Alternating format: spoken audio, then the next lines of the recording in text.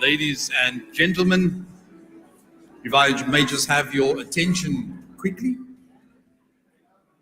So you would see on the screen that we've started the countdown. We will start in exactly 9 minutes from now. We will go live.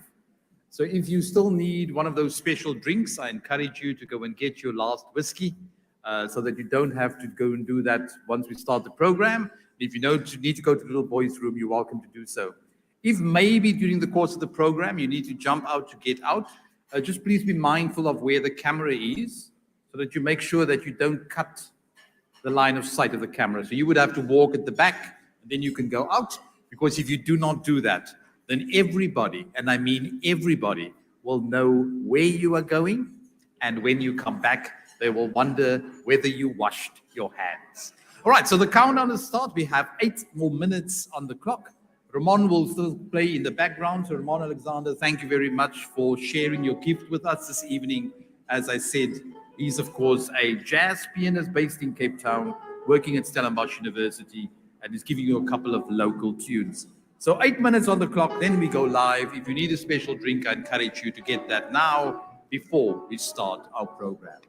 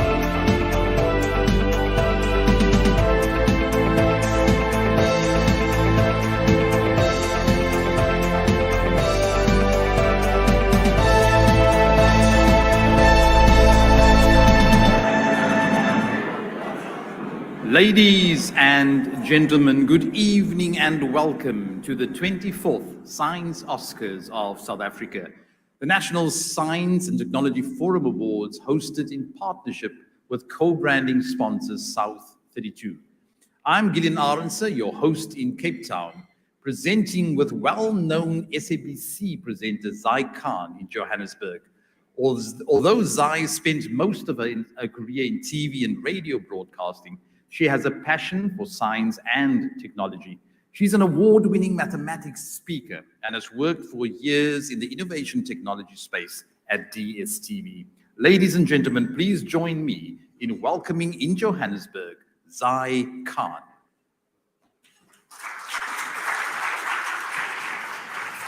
Thank you, Gillian. You know, mathematics was one of my strong points, and I knew if I was going to put the hard work in any subject, it was going to be in the one subject that counts. Get it? Whoa. Thank you, table. Thank you. Good evening, ladies and gentlemen. It's a very warm welcome from me. I mean, I tell you this much. Last year, we didn't have as much as we have an excited crowd here tonight. I've never seen so much of buzz. I've never seen so many people so happy to be taking pictures and enjoying themselves. I mean, table 7, where's table 7? I think there's a bunch of ladies there with one guy and they're having the time of their lives. So I'm so glad that we do have all the excitement. You are the rock stars, as they call you, the scientists, the technology students that are making it happen. You are the future, and you know the future is right now. So it's great to be here celebrating with us tonight at our Johannesburg venue. We also have the Honorable Deputy Minister of Higher Education and Innovation, Mr. Buti Manamele, seated there at table 13.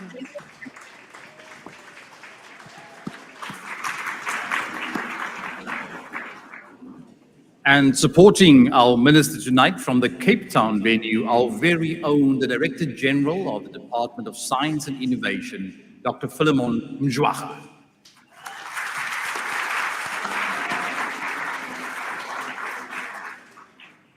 But first, let me introduce to you the host of this event, the National Science and Technology Forum, or in short, the NSTF.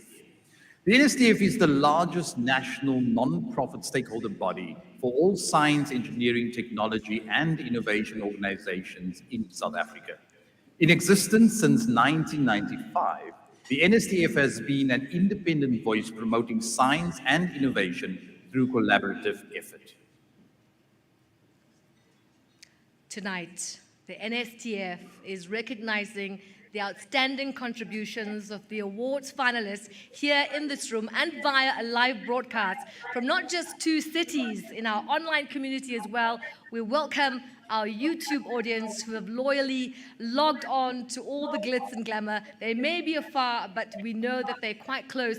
And of course, we welcome you to the NSTF YouTube channel. I mean, if you are on social media, remember to hashtag NSTF Awards 2022. Go on, tweet, retweet, and get that social media following and buzz going for us tonight. Zai, I don't know about you in Johannesburg, but in Cape Town, we have given our guests access to free Wi-Fi. So I'm sure that they will also be posting. The NSTF theme for this year is Basic Sciences for Sustainable Development in recognition of the United Nations proclamation of the year 2022 being the International Year. The awards tonight will recognize this theme by making a special award for an outstanding contribution related to the theme. Ladies and gentlemen, I bring to you the theme video, Basic Sciences for Sustainable Development. Now is the time to explore the worlds that were, in order to see where we come from, to measure where we are going.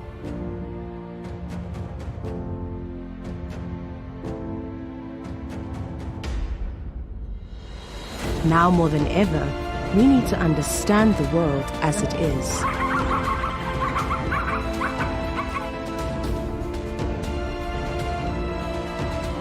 The waters beneath us, the skies above us, and the land surrounding us.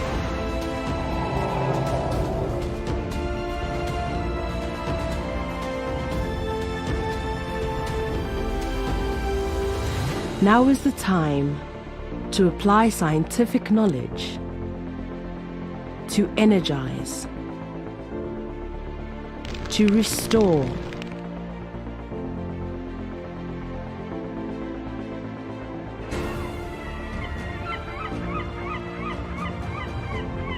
educate,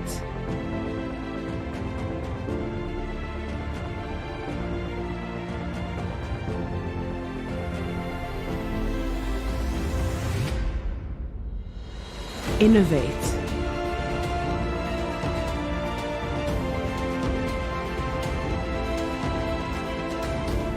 heal,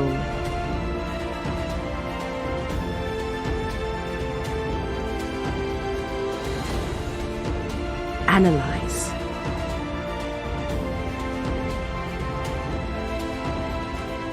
research,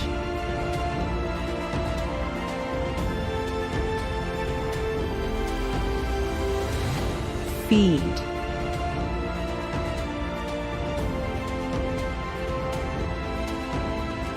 communicate, and uplift by using basic science to create a better and sustainable future for you, for me, and the worlds to come.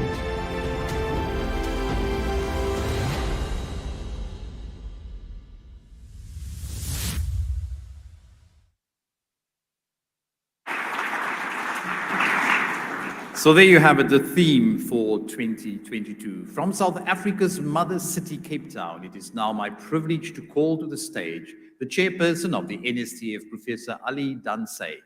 Professor Dansey is an honorary research associate with the Burden of Disease Research Unit of the South African Medical Research Council, and an extraordinary professor in the Division of Human Nutrition and external lecturer in the Department of Pediatrics and Child Health, the Faculty of Medicine and Health Sciences at Stellenbosch University. Ladies and gentlemen, put your hands together for Professor Ali Dansey.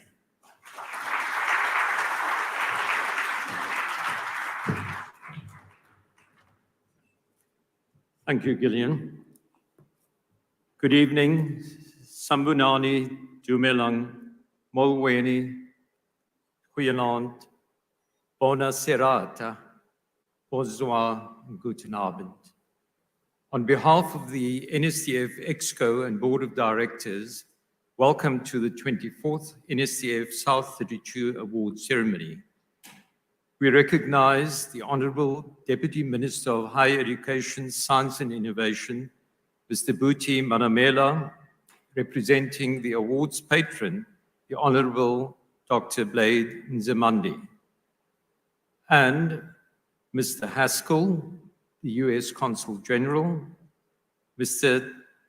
Traversi, Deputy Head of Mission of Italy, unfortunately had to withdraw, but we do recognize that he would have been there, and Ms. Aramfar from the Italian Consulate. Mr. Reid, UK Deputy Consul General, Mr. Vincent Perrier from the Embassy of France, Science and Technology Attaché, and Mr. Reber, the Swiss Consul General, and members of the Diplomatic Corps. And then our guest of honor in Cape Town, Dr. Philemon Majwaha, DG of the Department of Science and Innovation, Mr. Calvin Makandla for the NSTF co-branding sponsor, South32, all the NSTF sponsors and member organizations, the Awards Committee and Adjudication Panel, the Awards Publicity Committee, our finalists and winners, the brilliant students, I think they're at the back, and in Johannesburg, of course, and you, our honored guests. Lastly, Professor Glenda Gray, SAMRC President and CEO, thank you for confirming that the MRC from next year will be a sponsor of an award at the NSTF Awards. Thank you. Wamkelekile. That's for us Cape Townians, but welcome to the awards. Through the awards, the NSTF recognizes and rewards excellence in science, technology, engineering, and innovation, or SETI, in South Africa. We are delighted that you are able to share in these celebrations. The awards theme, as you've just watched, is Basic Sciences for Sustainable Development. Now, basic sciences does not mean inferior or minimal or limited science, definitely not. Basic science is fundamental and provides the foundation of knowledge for the applied science that may follow. I doubt that there's a person, family, or community that has not been affected by the COVID pandemic, directly or indirectly, while recognizing that non-COVID events and morbidities unfortunately continue unabated. In addition to the numerous challenges arising from the pandemic, an area of concern is that of the social credibility of science and scientists. Uncertainty in science is a reality, and it needs to be approached rationally and carefully, and with a good dose of humility. The need for proper, coherent, and current communication strategies has never been more urgent. Now, the next insert is really for our DG. I'd like to quote, now unfortunately in Cape Town, we do not have the Wuzu booklets, which should have been on each of your tables. But there are quotes that are inserted in my chairperson's message. And the one goes like this, Nala Kungeko Kude Liasa. Dr. Majwaha, I hope that's pronounced. Okay, so what it means is that even when the rooster is not present, the day dawns. So it speaks to hubris and arrogance that may be present, and one wants there to be humility and humbleness. On the other hand, it's not a question of either or and being obsequious or fawning. One needs to be positive, but not to any of those extremes.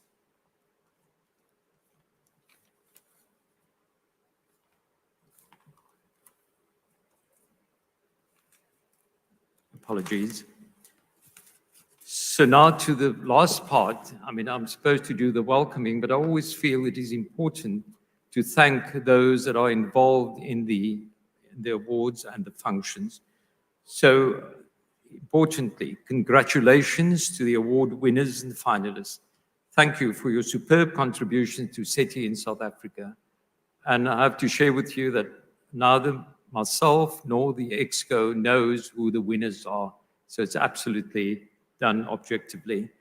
Thank you also to the nominees and their host institutions and organizations for nurturing talented practitioners in SETI. Of course, not forgetting the families, partners, and friends who supported and continue to support the award winners, finalists, and nominees. The success of the NSTF-South32 Awards event can largely be attributed to the outstanding efforts of the NSTF's Executive Director, Ms. Jansie Niehaus, ably assisted by Ms. Vilna Ekstein, Mr. Matomi Mapela, and the NSTF staff. I didn't know that there were not going to be booklets delivered to Cape Town, but nonetheless, there are some tables that have them, and I encourage you to read the Wuzu booklet. All of those who contributed to the success of tonight's event are gratefully recognized. Thank you very much. Inkosi, Ngiyabonga, Kyaliboga, Danki, Merci, Danke vielmals, Grazie. Enjoy the program. Thank you.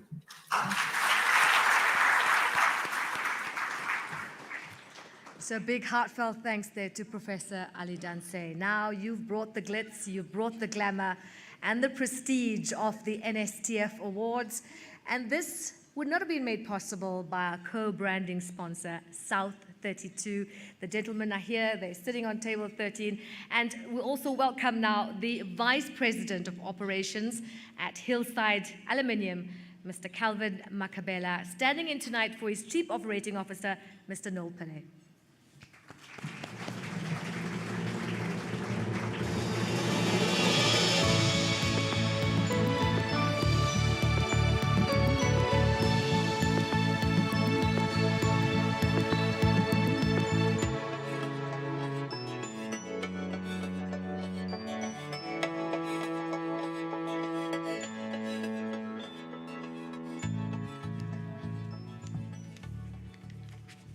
Zai, thank you for calling my surname correctly. I noticed on the paper there was a mistake there. So it's too late for the printers to rectify it. My surname is Mkabela, and I just have to state it because my dad will be unhappy with me. Program Director Zai and Dr. Gillian Arantse, thank you so much today. Honorable Deputy Minister Buti Manmela and Chairperson of the NSTF, Professor Ali Danse, Chairperson of the head of the adjudication, Mr. Dennis Hunt, the NSF Executive Director, Ms. Yancy Nihans, esteemed awards nominees today who are here, industry colleagues and partners, and also I want to also say to the delegation from Mpumalanga University, who are accompanied by my uncle, Professor Mbewe, the distinguished guest. I have to say that it's the first time that myself and my uncle are on this event. I've been on this event before. So thank you, my uncle, Professor Mbewe, to be here today. And it is it. And ladies, gentlemen, good evening tonight. On behalf of South32, it gives me tremendous pleasure to stand before you tonight. South32 is a globally diversified mining and metals company. Locally, our footprint includes Hillside Aluminum Smelter in Richards Bay in KwaZulu-Natal, our Otazel Manganese mines in the Northern Cape. This year's theme, Basic Science for Sustainable Development, it's a timely reminder that basic sciences are vital for advances in medicine, industry, agriculture, water, energy planning, environment, communication, and culture. This theme also aligns to South32's purpose, which evolves around making a difference by developing natural resources, improving people's lives now and generations to come. We are trusted by our owners and partners to realize the potential of their resources. Upon reflection and during the global pandemic, last year proved to be extraordinary on the science and technology front. 2001 was an exceptional year for science and technology. Some of these highlights that were done in a very tough period in the world where the COVID-19 vaccine, for the first time, it was the fastest vaccine that went into development to deployment. Never been done before. The malaria vaccine, the WHO approved the world's first malaria vaccine for children. As we all know, malaria is big in Africa, which is almost the first vaccine against any parasitic disease. Secondly, the most powerful quantum processor yet was launched by IBM in November, the 127-qubit Eagle. In seconds, a quantum computer can achieve what a supercomputer will have achieved in days or weeks. The James Webb Space Telescope, we've all heard about it, we've seen some of the pictures. It was launched as well. It is the biggest and most powerful space telescope, which will allow us to see parts of the universe which we have not discovered yet. Tonight, we applaud any nominee and awards recipients for dedicating your time to pioneer. It is through your hard work and commitment that discoveries are still made that benefit communities, our country, and nations around the world. South Africa is in need of more of those development as we face a lot of challenges. So tonight, we want to say we salute you. Tonight, we want to say we celebrate you. And tonight, we want to say we remain hopeful about the field of science and technology because of the brilliant work that each of you produce. In the last 24 years, the NSTF Awards has grown to be the South African's largest and most prestigious public ACT and innovation award. It is a celebration of real people like you and me who are making a difference in the technology. The development of natural resources and the improvement of people's life and are key to aspects of South32's mission and vision. And as such, South32 is proud to be associated with the NSTF Awards. And it would be amiss of me not to mention the gentleman who was responsible for this partnership between South32 and NSTF, the real scientist himself, Dr. Kolani Mkhwanazi. May his soul rest in peace. He was instrumental to actually for South32 to be part of this, what you call it, and it's pleasing that we continue with this partnership. Finally, I'd like everybody to enjoy it. Every nominee who is here today is a winner because of the hard work that you put into your research. Enjoy your time today and all the best to all of you. Thank you so much.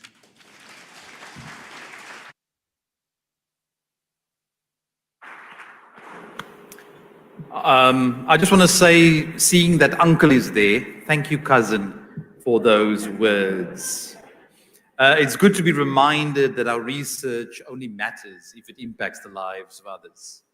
And that even though we are celebrating you as researchers this evening, it's important for us to be reminded that every professional was once an amateur. So it's now my privilege to introduce to you the NSTF's Brilliance Program. NSTF, with its sponsors, took the students on a 3-day tour this week. Before we continue with the recognition of the brilliant students, let's watch the video of the 2022 tour sponsored by the Lewis Foundation.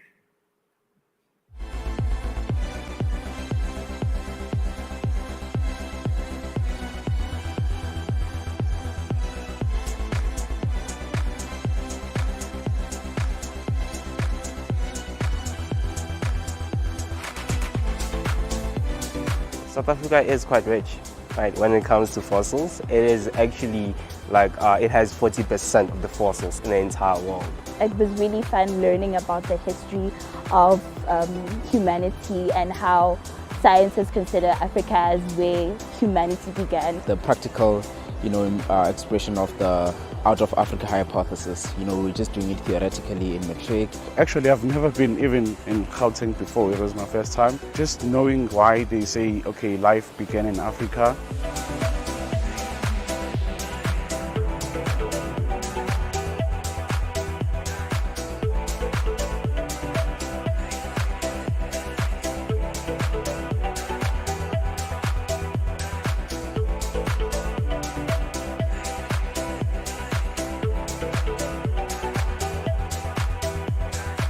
The process that went into evolving us into humans, it was really fascinating to see. I also learned that Mrs. Place is actually Master Place.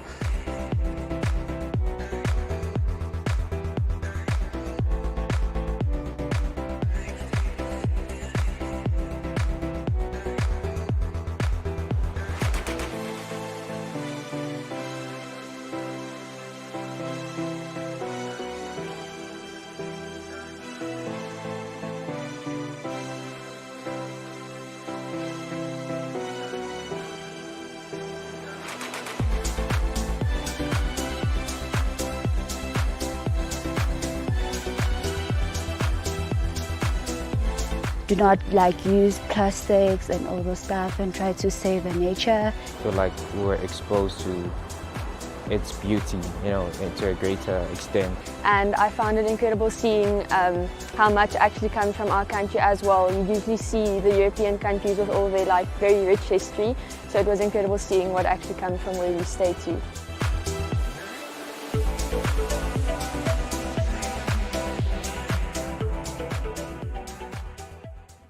As you can see, science is not about the why, it's about the why not. And those kids, they've got plenty of chemistry, right?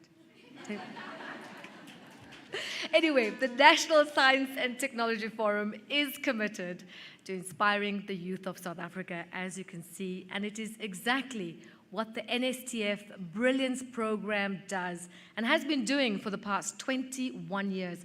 The program is generously sponsored by South32, the Department of Science and Innovation, as well as the South African Council for natural scientific professions. Now, the tour and the transport is sponsored by the Lewis Group. So let's welcome to both stages, one in Cape Town and here in Johannesburg, together is a lady who needs no introduction, but nonetheless, ladies and gentlemen, put a round of applause for your hostess with the mostess, Miss Yancy Niehaus.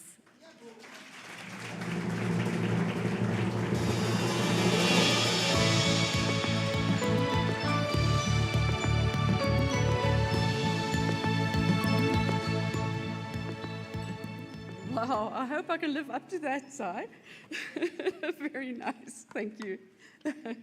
Deputy Minister, Honorable Buti Manamela, Director General, Dr. Phil Mdwaga, diplomats, the Diplomatic Corps, finalists, students, and ladies and gentlemen, good evening. I think it's fair to say that the future of South Africa depends on science, engineering, technology, and related fields, and that the world is becoming more aware that that is the case.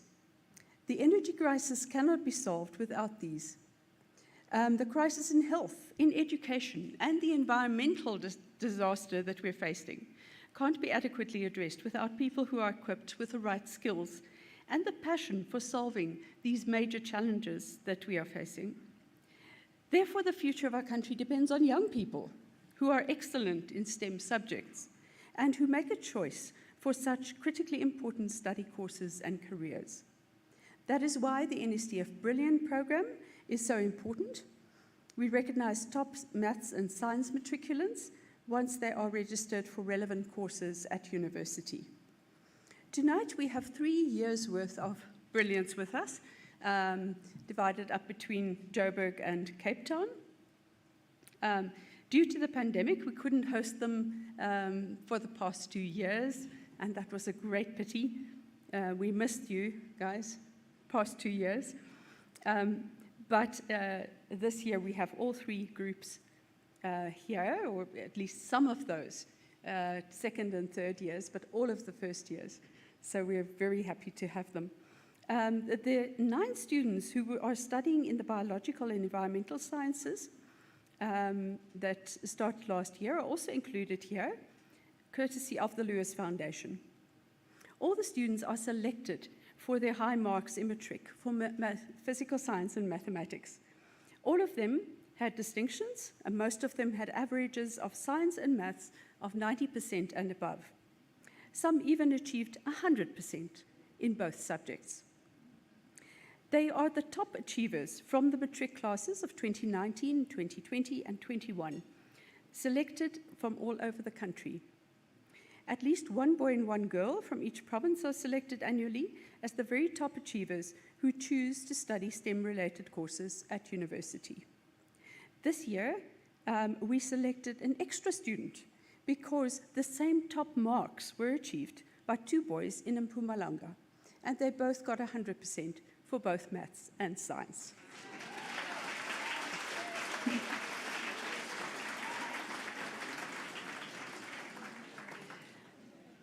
Our sponsors are currently South32, the Department of Science and Innovation, and SACNASP. And we are very grateful to you, sponsors, for making this program possible and this enabling contact between experienced, real scientists and with young people who are still aspiring to where you are. The department also provides funding for the awarding of some partial bursaries for those first-year students who do not yet have full bursaries. The average mark, here's some statistics. The average mark that these students attained in the matric exams for maths and science was 99%. Wow.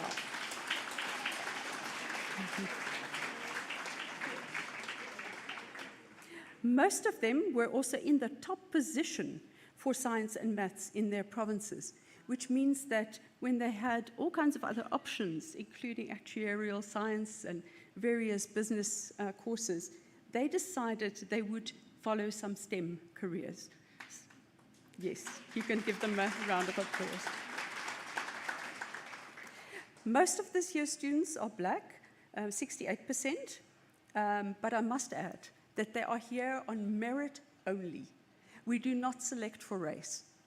I just think it's a very good sign that most of the brilliant students are in fact black. It means that we are slowly moving on.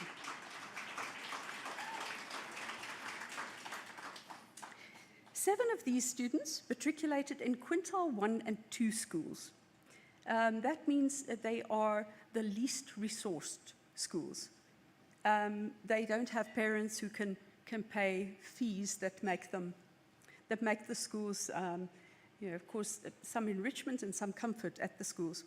So from quintile 1 and 2, there are 37% of the students, more than a third.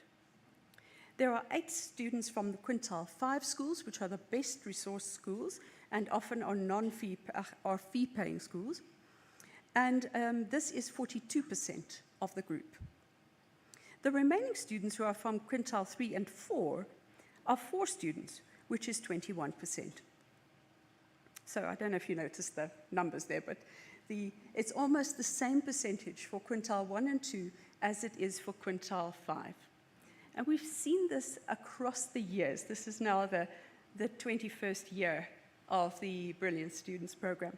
And we see always that there are enormously clever and talented students who come from all walks of life across the country.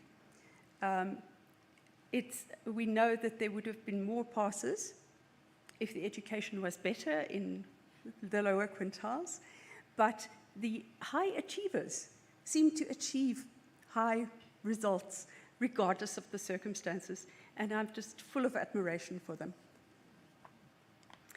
Our sincere thanks to our sponsors for acknowledging the achievements of these talented students. Congratulations to all of you students, especially the brilliant students of this year of 2022. We recognize the hard work that you had to go through, the perseverance that was demanded of you in matric, and especially in the context of the pandemic. It must have been incredibly hard to achieve the results that you did. Not only was there a pandemic, but there was and is load shedding, and you have needed, you've needed a lot of strength of character to actually persist and be among the top achievers at all. May you all be successful in your studies and go from strength to strength. Please give a round of applause to them one more time.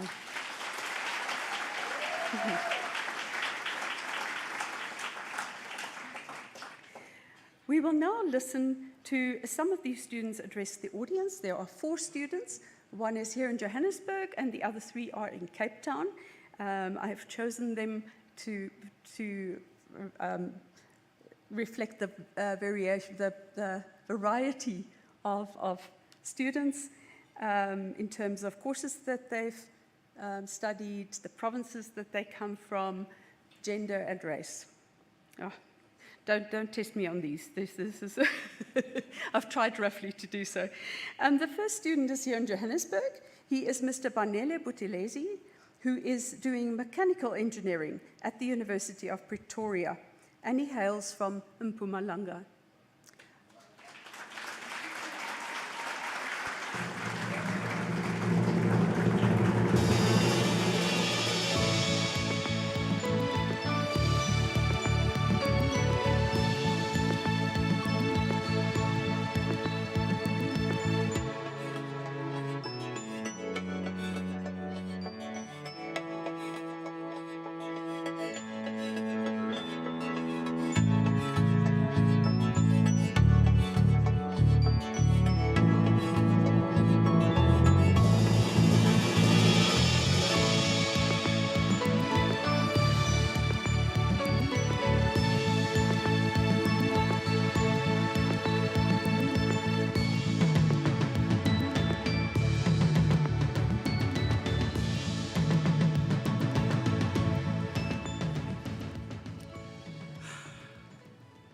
Good evening, everyone.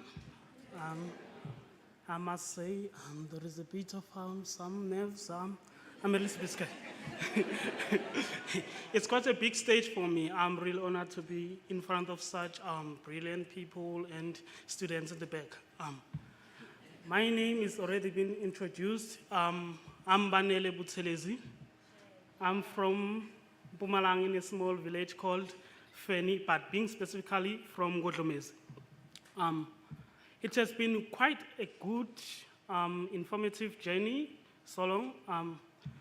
I've experienced a lot of things, quite interesting, learning about the nature and also how to preserve what we already have to prevent extinction.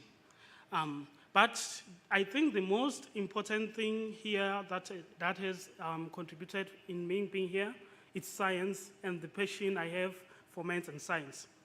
So it has been quite a good journey with the NSTF. I must also thank them for the opportunity they've granted me. I never thought of this chance ever in my wildest dreams. I never thought of this thing, yes. I must say, we've been through a lot of things as the students, struggling throughout our matric years, fighting to be the things that we thought we were going to be, or I must say, the people we thought we were going to be in the future. But then now it turned out to be one of the best things that we thought of doing because we are here, because of the fight we put last year and strive to being the better people in this country and to bring some good changes in the systems that we have and bring innovations in the system of life that we are currently in, because we know in the modern days, technology and science are the true driving forces that bring up change in these lives. We know right now there's no need for manpower. We need to work on new models to make our lives better. I'd like to thank the NSTF again for the opportunity. Thank God for protecting me throughout my matric journey up until now, and also thank my parents for all the support they have provided me, and to everyone who has contributed to me being in this stage, thank you.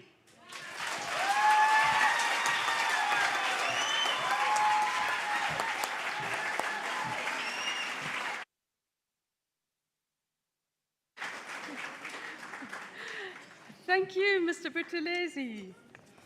Then we are crossing over to Cape Town. I'm not quite sure what the procedure is here. I'm just going to take the liberty, Gillian, to introduce the first student in Cape Town. Or the second student is Miss Mia Jorgensen from the Western Cape. She's studying human life sciences at the University of Stellenbosch.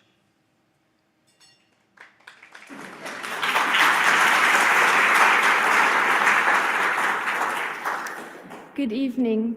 I would like to start by saying thank you for the opportunity to have been selected for the NSTF Brilliance Program and for having the privilege to tour with both the Cape Town and Johannesburg group for the past few days. My name is Mia Jorgensen and I come from a small town in the Western Cape called Ceres. I matriculated from Charlie Hofmeyer High School in 2021 and I'm currently doing my BSc in Human Life Science at the University of Stellenbosch. My love for science has been evident since a young age.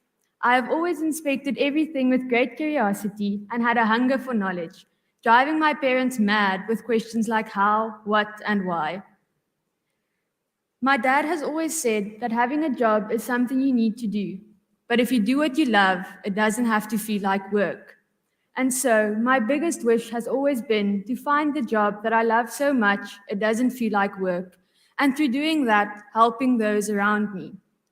Throughout the pandemic, I started reading scientific and medical articles to try and understand what was happening around me. It was through seeing the need for knowledge that was evident across the globe that I realized I wanted to help bridge that gap.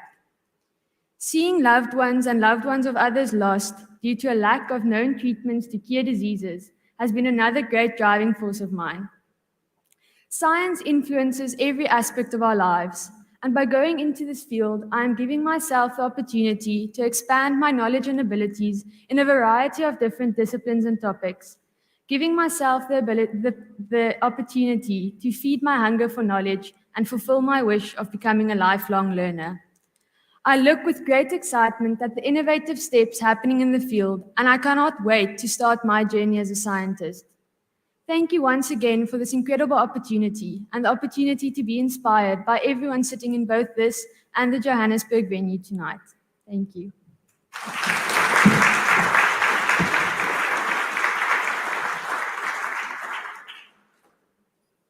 Hey, Gillian, are you doing the next introductions?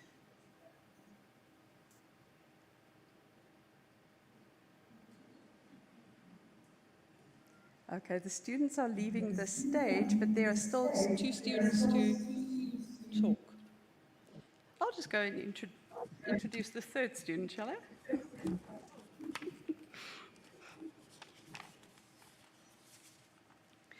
The 3rd student to address us tonight is Mr. Dichochi Ramutlu from Limpopo. He is studying mechatronics at the University of Cape Town, and therefore he is far from home tonight, as usual, in Cape Town instead of being at home in Limpopo. Please put your hands together for Mr. Dichochi Ramutlu.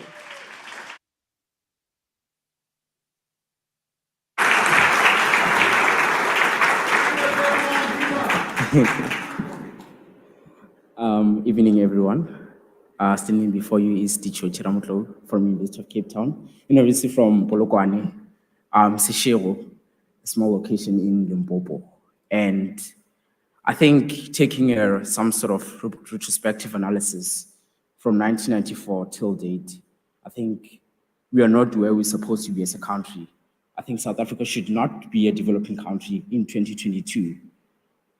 We have many socio-economic issues, high fuel prices, high food prices, and high inflation rates.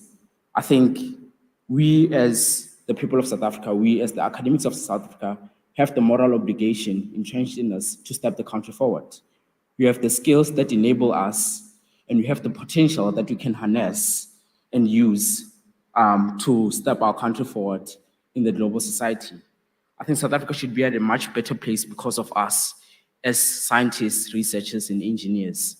And technology is the main driving factor of a country like South Africa, which is considered as the America of Africa, can help us step forward in the global society.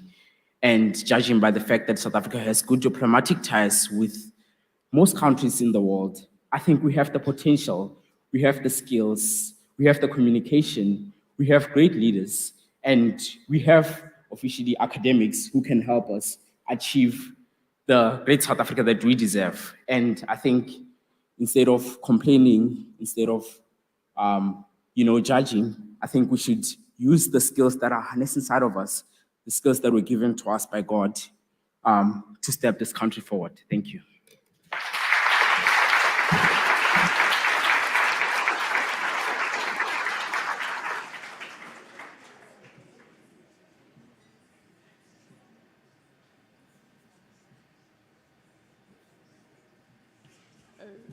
Okay. Mr. MC, are you there?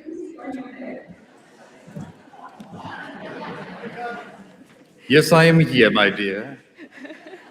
Speak, your servant. Should I introduce the 4th student?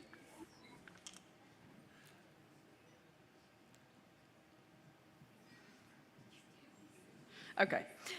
Last but not least, we have Ms. Aishwarya Sarah Matthew from the Eastern Cape. She is studying medicine at the University of Cape Town.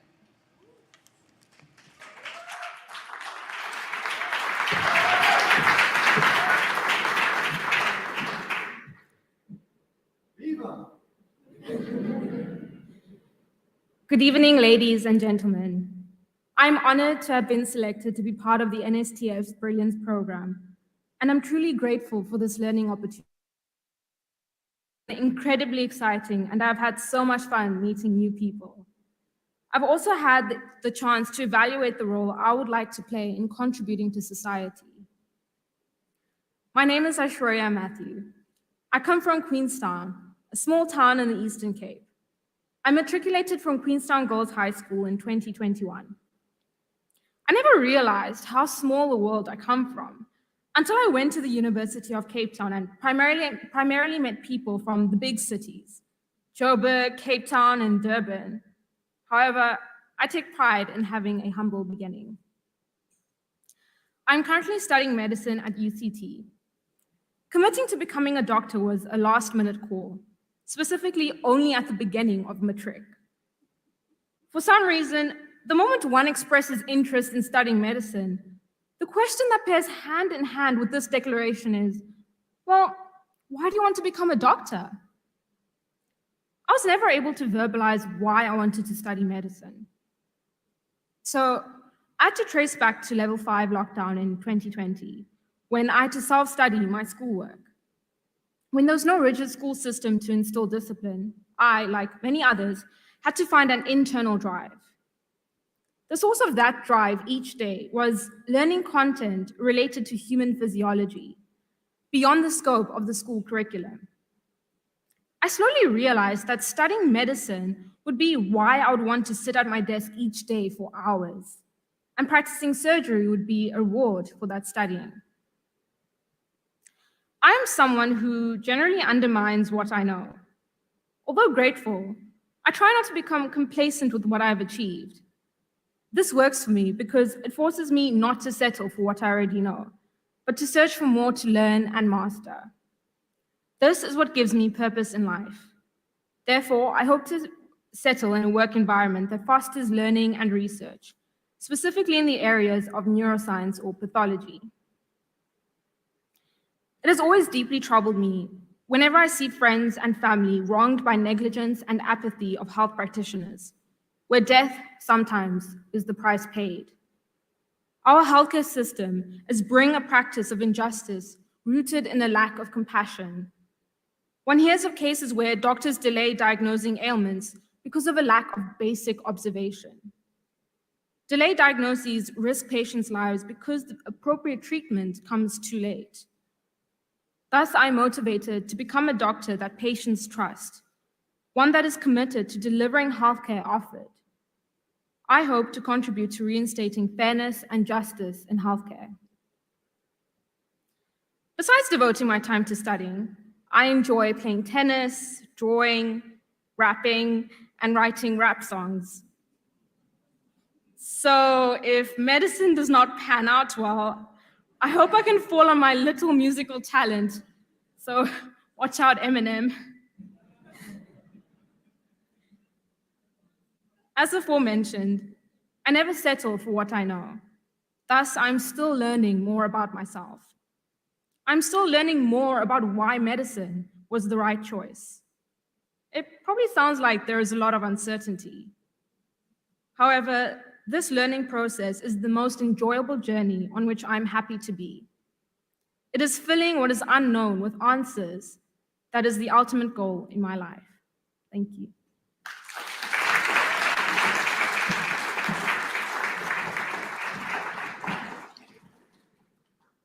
There we have it. They are so good, not just because they look so good, but also because they speak so well. So thank you, ladies, and thank you, gents. I just wanted to say to you, my dear, don't feel bad about the people living in Cape Town and Joburg and allow them to look down on you.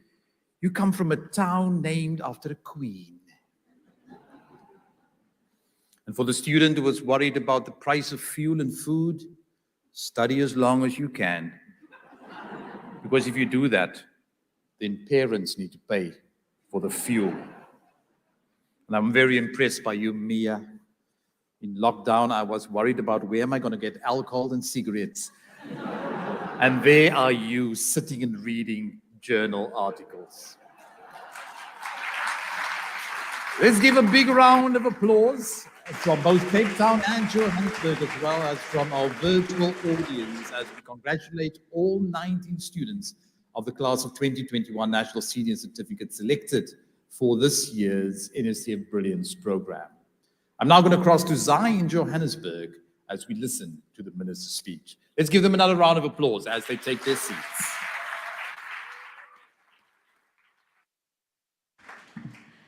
Thank you so much, Gillian, in Cape Town. And here I was thinking that we have no Wi-Fi here, but we have a better connection, okay?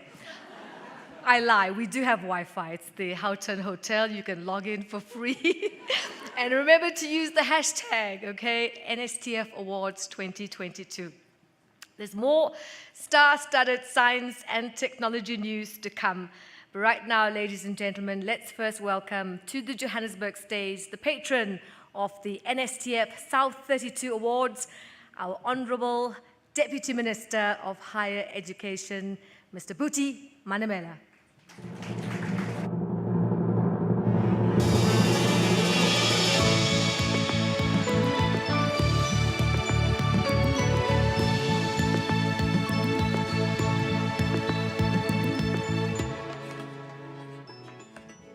Thank you very much, Program Director Zaikan. How do I beat that? Those very youth but brilliant voices that just spoke now. And I think the sense of maturity that comes from the things that they say or they said. Not only are they concerned about why they're pursuing particular careers and how they hope it will be fun, but also the concerns that they have with the state of our country, state of our economy, and I think the positivity within which they approach that we're here to contribute, we should change, we have the human resource, we have all the other resources, and that we need to put together our heads and minds and ensure that we make South Africa work. So those are very beautiful words that we've heard from those brilliant minds. In fact, when we think of mathematics and science geniuses like them, you would imagine that they do not pay attention to all the other things that goes around their own world. But I think I'm quite impressed with what we've had, and I wish them all the best, and I wish they'll contribute in making our country work. Let me also acknowledge the chairperson of the NSTF, Professor Dansei, together with the executive director of the NSTF, Ms. Jansini House, and the chair of the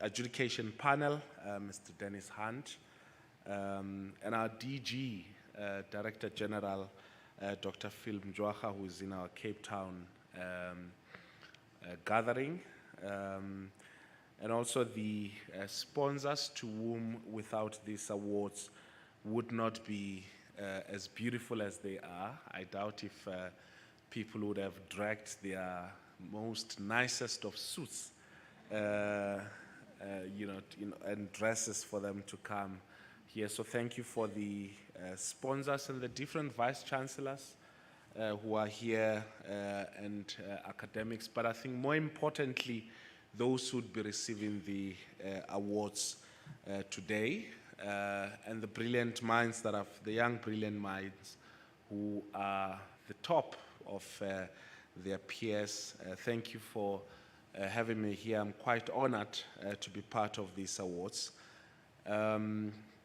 I'm also particularly pleased by the emphasis and focus on young people and community outreach in the various categories. And since its inception, the National Science and Technology Forum has been doing important work as a unified voice for the science, engineering, technology, and innovation community in our country. And for this period, the NSTF has been working closely with our department, and there is therefore a sense in which the NSTF has been part of our evolution as the Department of Science and Innovation. You are aware that under the sixth administration, we evolved from the Department of Science and Technology to the Department of Science and Innovation. And this wasn't a mere or simple name change. It was informed by a number of national and strategic considerations. One being the need to make our national systems of innovation more innovation-driven, and the other being the need to adjust, to ensure that the national skills, the national science innovation is not just agile, but more responsive to the day-to-day needs of ordinary South Africans outside the scientific community. So to this end, in the last 2 to 3 years, we undertook a number of key institutional policy and strategic shifts, and I want to highlight just a few, one being the most important, the development and approval of our white paper on science, technology and innovation. This, we believe, ushered a new era for the department and also for our national system of innovation. The white paper commits the country to furthering the role of science, technology and innovation in economic and social development, emphasizing the core themes of inclusivity, transformation and partnerships. It serves as the principal policy guide for our national system of innovation. And to ensure the smooth implementation of our white paper, we also developed and adopted our decadal plan for science, technology and innovation.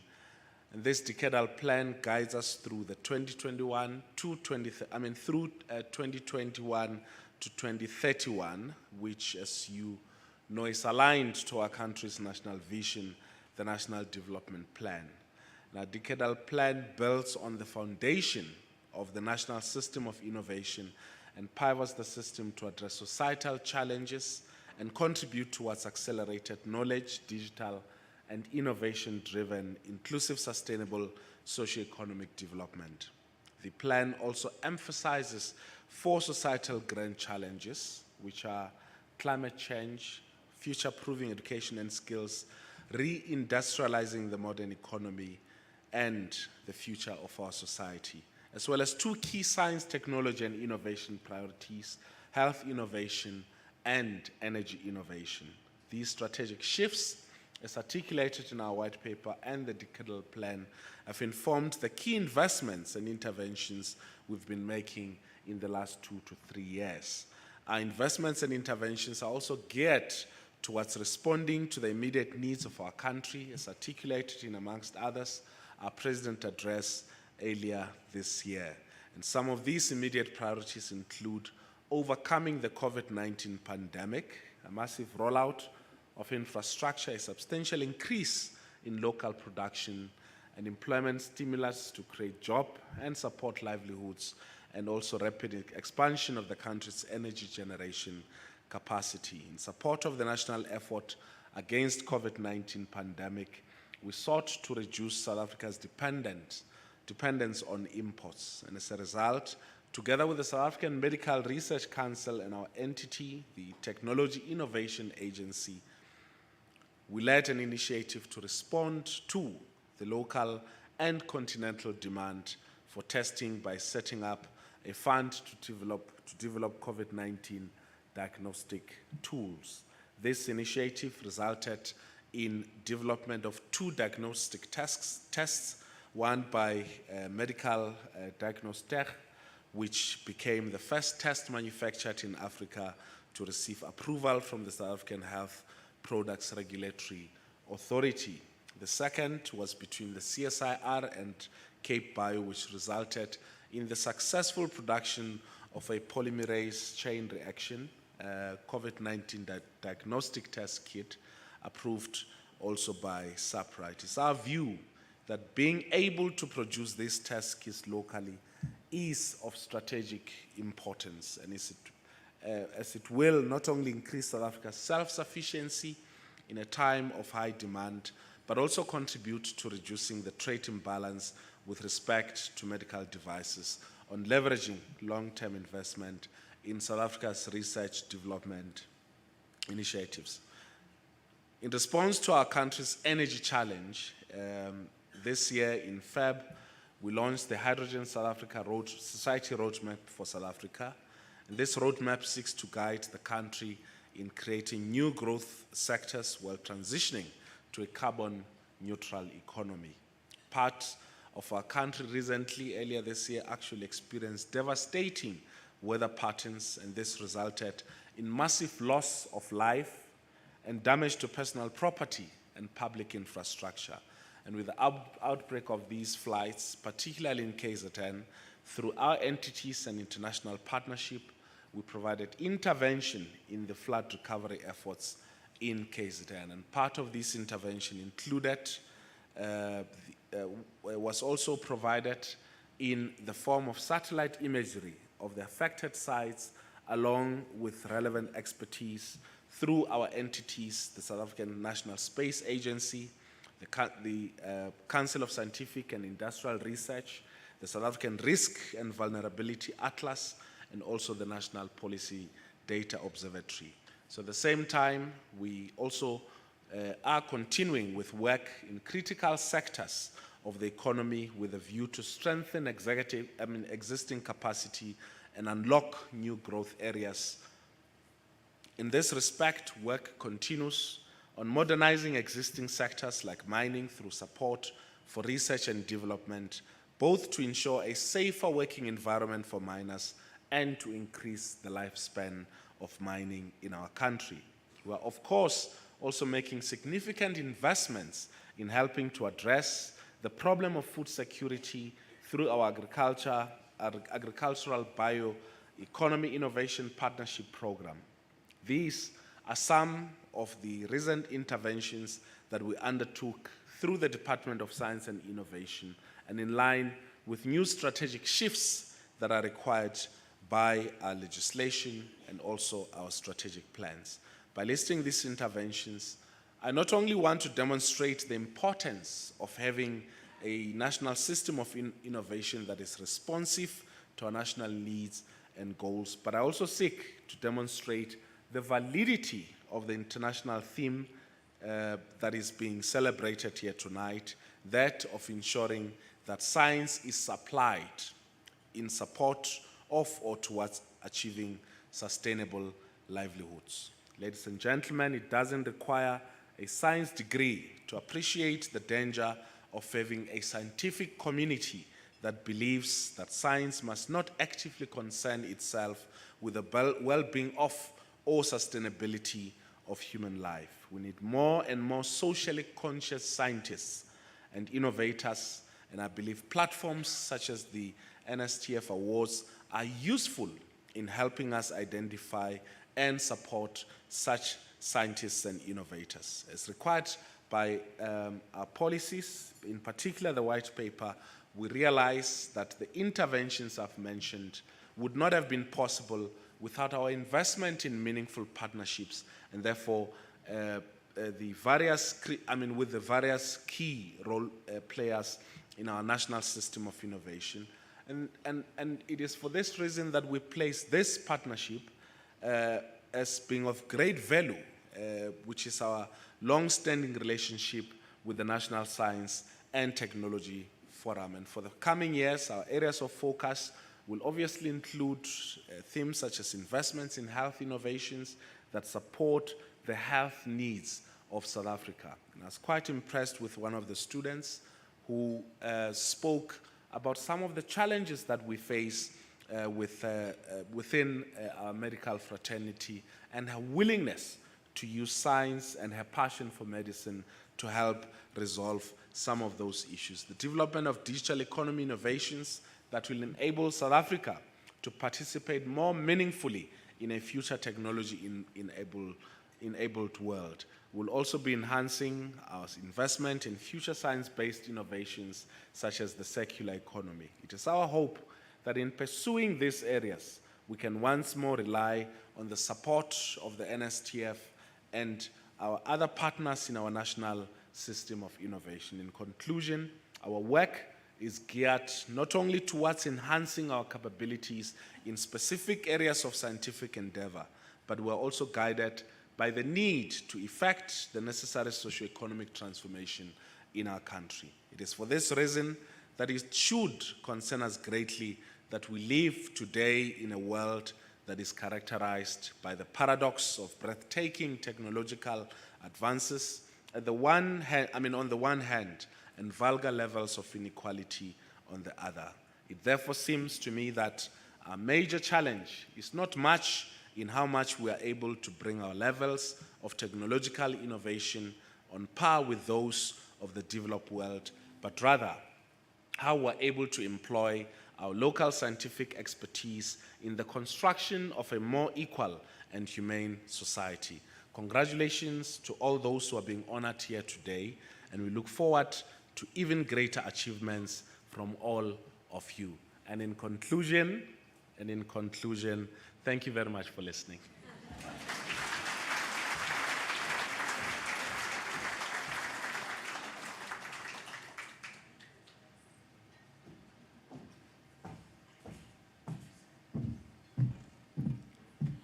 A big thank you there to our Deputy Minister of Higher Education, Mr. Buti Manamela. Now, the 2021-2022 NSTF-South32 Awards. This is the exciting part where we honor the great work. We're so proud to recognize some of the brightest minds in science, engineering, and technology and innovation in South Africa, honoring the finalists and presenting the awards to the winners here. Mr. Dennis Hunt in Johannesburg, the chairperson and head adjudicator of the NSTF Awards adjudication panel. And in Cape Town, we have Professor Glenda Gray, the president of the South African Medical Research Council and member of the NSTF adjudication panel. Both are taking turns to announce the winners. So we'll also welcome on stage right now, oh wait, he's here, Mr. Dennis Hunt.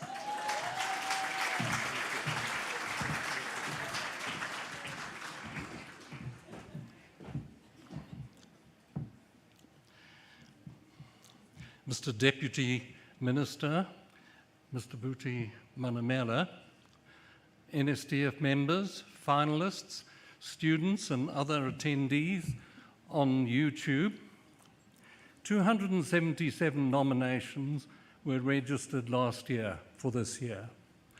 At the close of nominations, we received 124 nominations, of which 32 were in more than one category.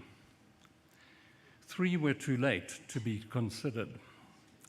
The full list of nominations received was published in April this year.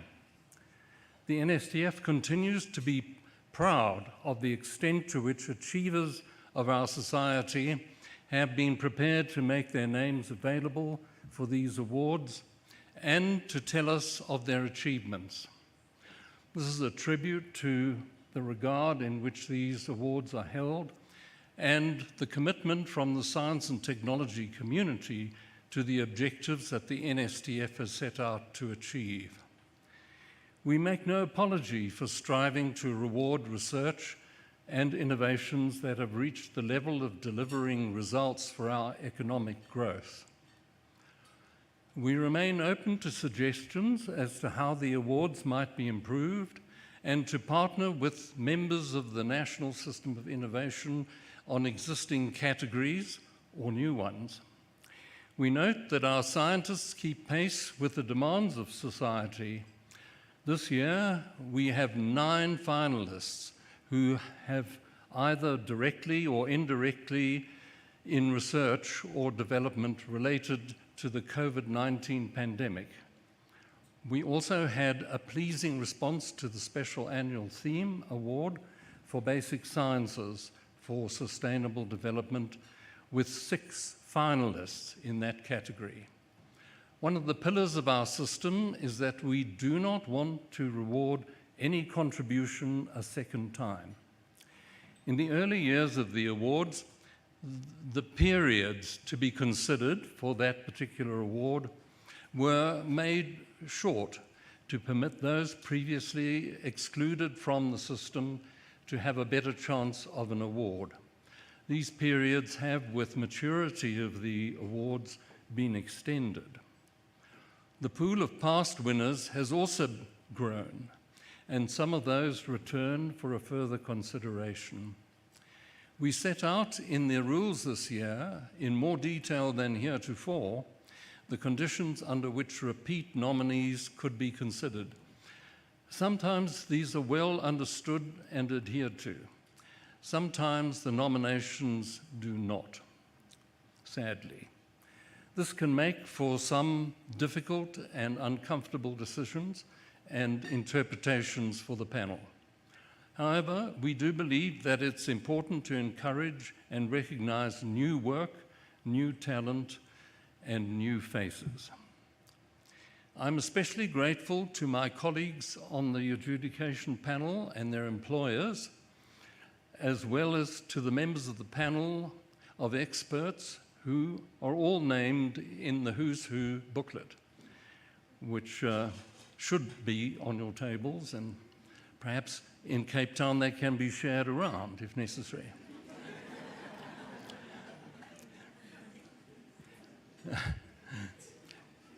Who all gave selflessly of their time to the selection of the finalists and the winners. A few words now on the protocol.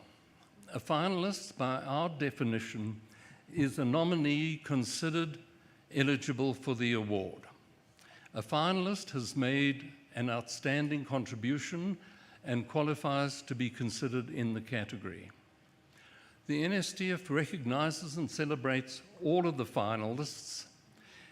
The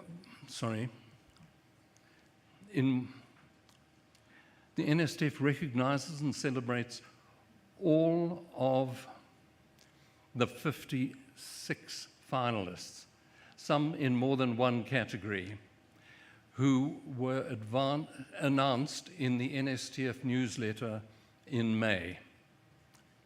Perhaps just taking the cue from Calvin, we can recognize all the finalists now by giving them a round of applause.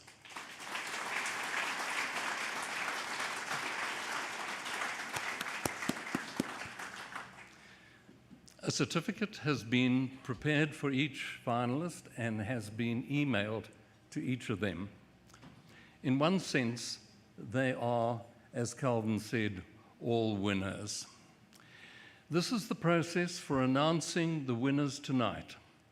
I, alternating with Professor Glenda Gray in Cape Town, will announce the category.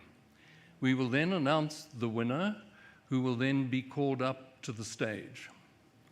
If present, the winner will come up to the stage and receive the award and say a few words.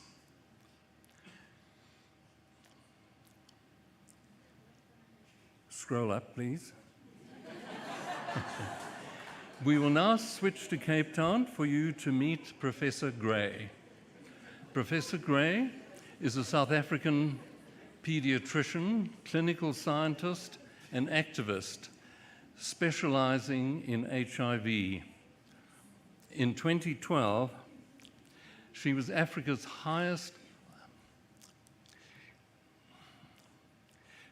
awarded South Africa's highest honor, the Order of Mapungubwe Silver, and was recognized as one of the most influential people by the Time magazine in 2017. And she was listed amongst Africa's 50 most powerful women by Forbes Africa in 2020. Her research expertise involves developing HIV vaccines and more recently was intergenerally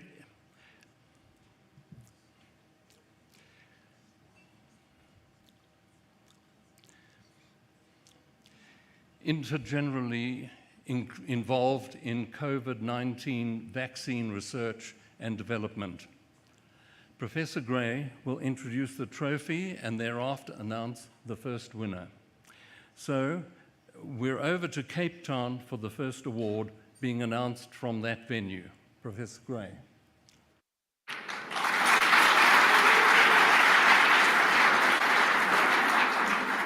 Thank you, Dennis. I hope my teleprompt doesn't work as badly as yours. So the NSTF Awards recognize outstanding contributions to science, engineering, technology, and innovation in South Africa by individuals, teams, and organizations across 13 different categories. It was a great privilege assessing the outstanding work of our awards nominees and working with the rest of the NSTF adjudication panel to decide the finalists and the winners. No award event is complete without all the important trophy. NSTF is especially proud of its trophy, which is one of a kind in South Africa It is manufactured by 3D printing or additive manufacturing using titanium. Let's start the awards proceedings with a video of the trophy.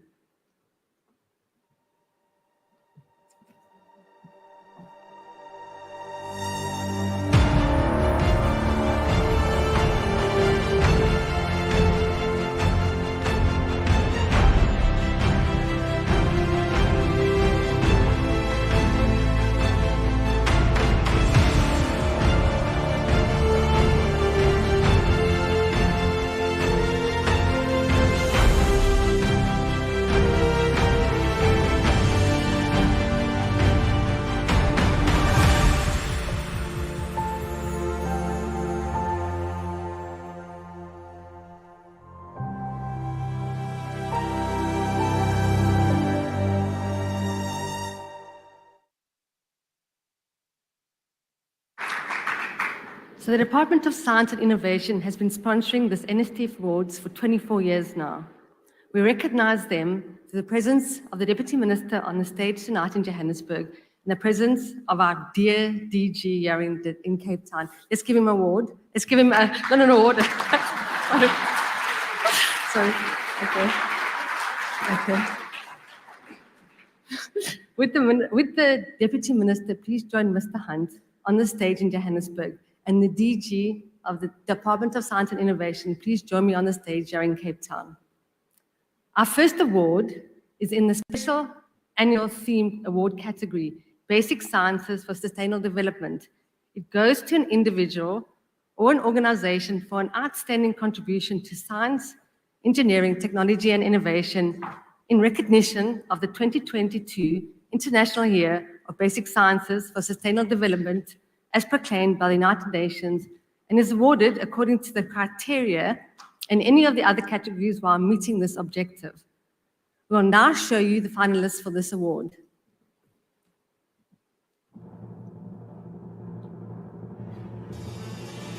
Special Annual Theme Award. Basic Sciences for Sustainable Development. Professor Ryan Blumenthal. Dr. Banotile Makubela. Professor Oluwole Makinde. Dr. Emmanuel Margolin. Mining Positron Emission Tomography Research Group. Professor Marianne van der Skieren.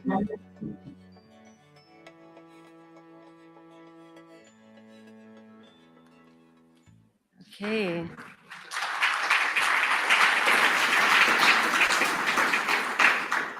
For her role in improving the quality of life of vulnerable road mobility through research solutions based on basic sciences, the award goes to Professor of Transport Planning and Engineering and Chair of Smart Mobility Research at the University of Cape Town, Professor Marianne van der Skieren.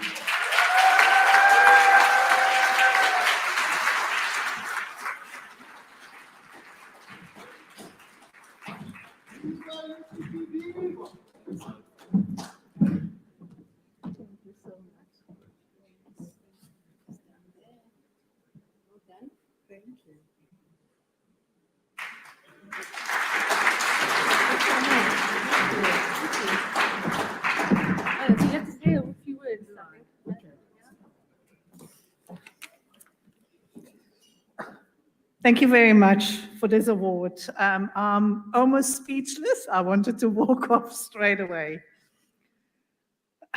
Transport fuels our economy, social connections, and make sure that we can get to services and goods.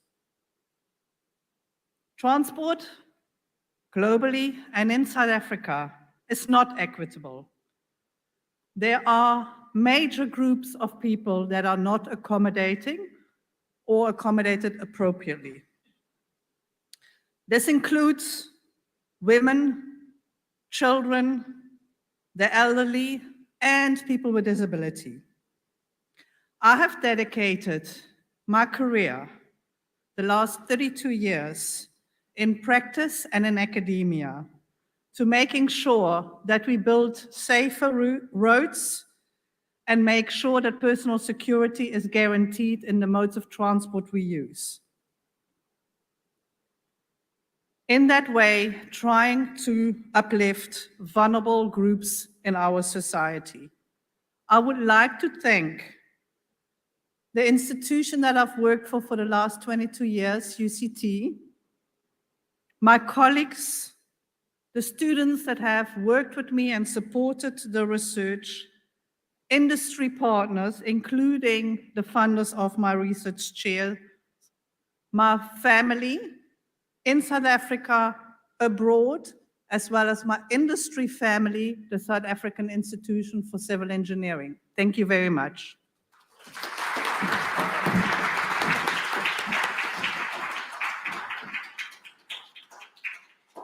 The next award goes to an NGO for an outstanding contribution for over the last 5 to 10 years to science, engineering, and technology, including innovation, technology transfer, education, and training activities. We will now show you the finalists for this award.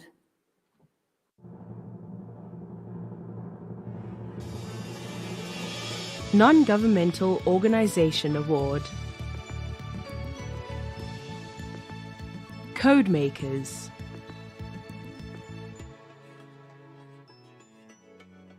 Harip Watch.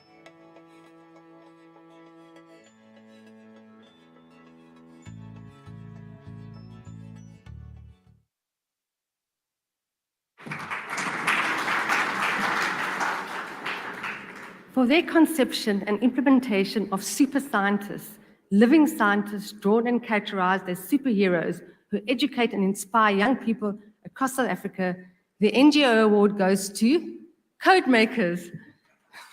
With Justin Yarrow, the Executive Director, come forward to receive the award. I think he's in Johannesburg. And we will cross over to Johannesburg right now to give him the award.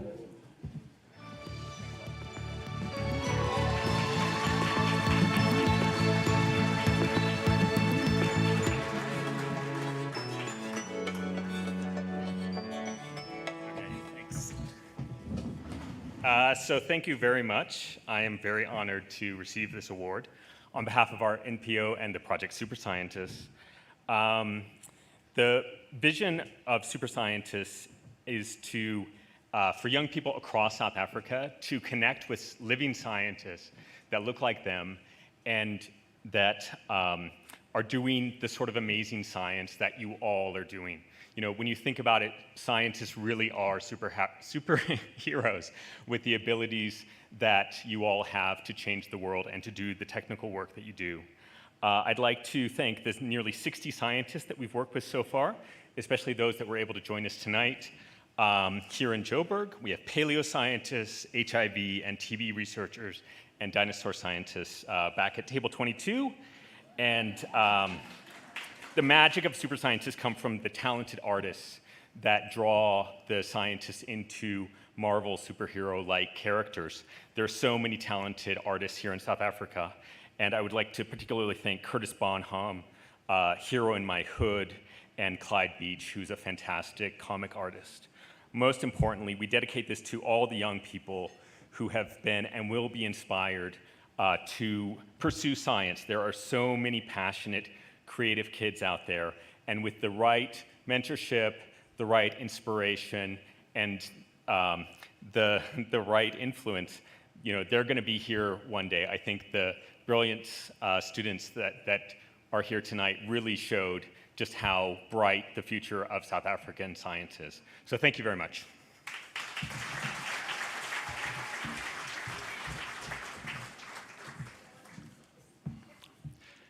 Our next award is to an individual or a team for an outstanding contribution through communication for outreach and creating awareness of science, engineering, technology, and innovation over the last 5 years. We'll now show you the finalists for this award on the slides.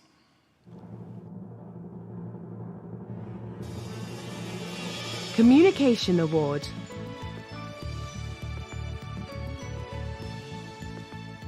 Dr. Ron Beyers, Professor Ryan Blumenthal, Dr. Daniel Kanema,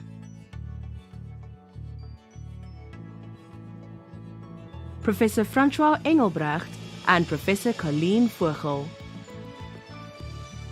Professor Bertram Fielding, Professor Knox Makunga, Vuwani Science Resource Center,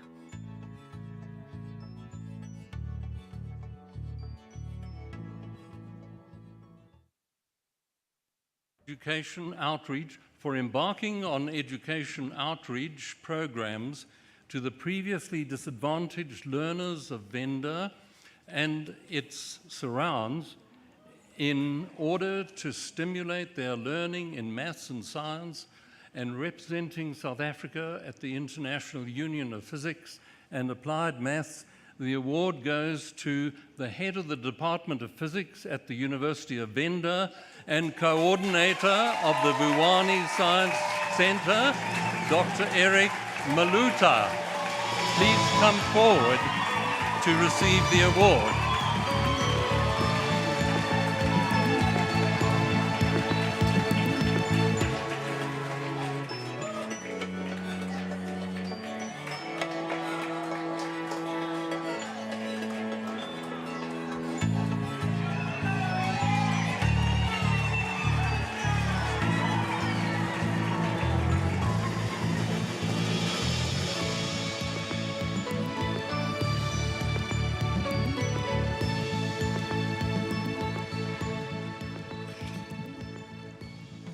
Lokaver.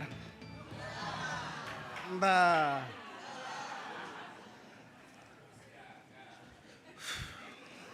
It has been a long journey to work in the rural community, and finally the achievement.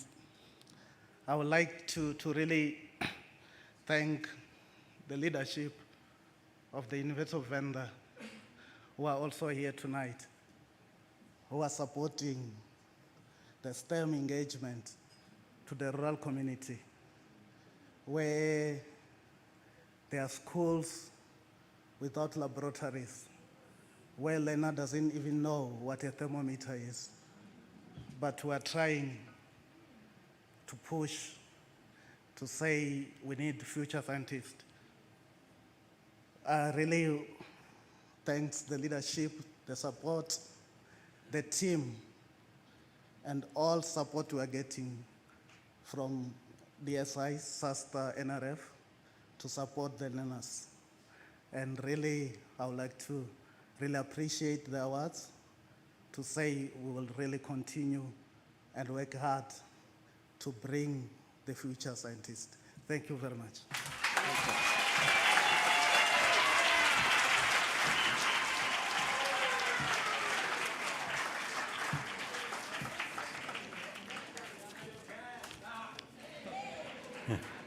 We now come to the Innovation Awards. These awards go to a team or individual for innovations and their research and or development over the last 5 to 10 years. Firstly, through a small, medium or micro enterprise. This award is sponsored for the 4th year by the National Intellectual Property Management Office. Would the representative of NIPMO please join us on the stage for the presentation? We will now show you the finalists for this award on the slides.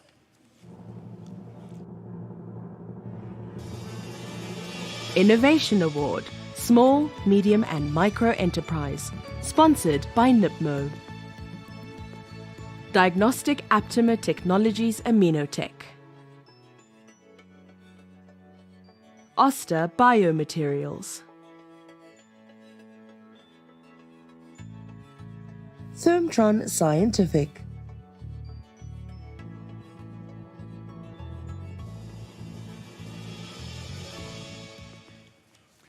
for the establishment over the course of the past decade of an SMME dedicated to the transitioning and incubation of a multiplicity of new businesses in the science, engineering, and technology space through innovation stages to commercially viable businesses. The award goes to Thermtron Scientific, with the sponsor and manager, Dr. Yakuba Swanepoel, please come forward to receive the award.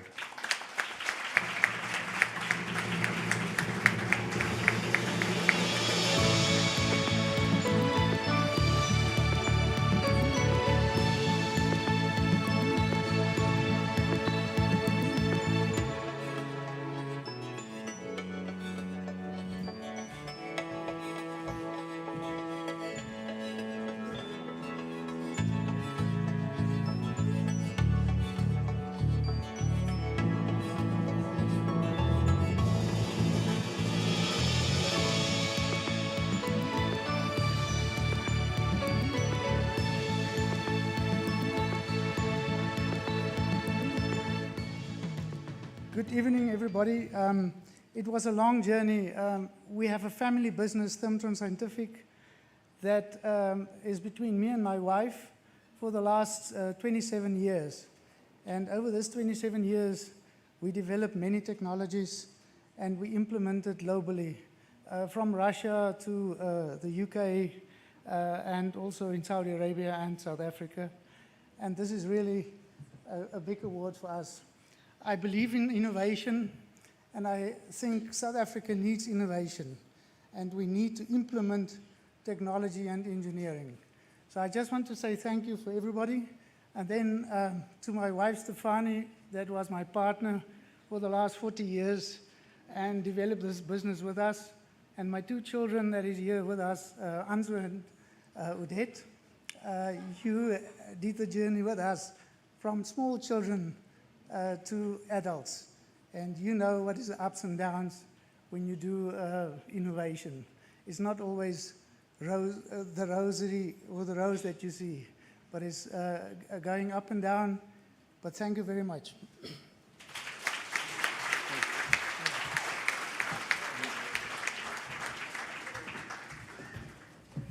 Thank you very much to the representative from NIPMO. Yes. Thank you so much. Secondly, in the Innovation Awards, this award goes to a team or individual for an outstanding contribution through innovations and their research and or development over the last 5 to 10 years through a corporate organization or institution. We'll now show you the finalists for this, the Corporate Award, on the slides.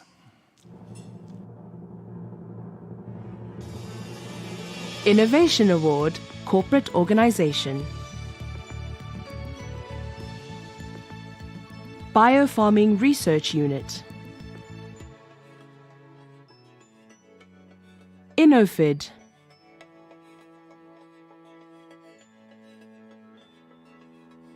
KZN Industrial Energy Efficient Training and Resource Center.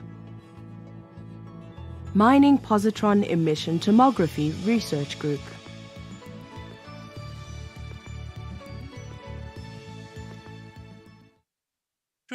For his leadership in the development of a fourth industrial revolution invention and online sensor-based detection process of diamonds within mined kimberlite rocks, the award goes to the Mining Positron Research Group, MINPET, led by Professor Simon Cornell, the Department of Mechanical Engineering at the University of Johannesburg.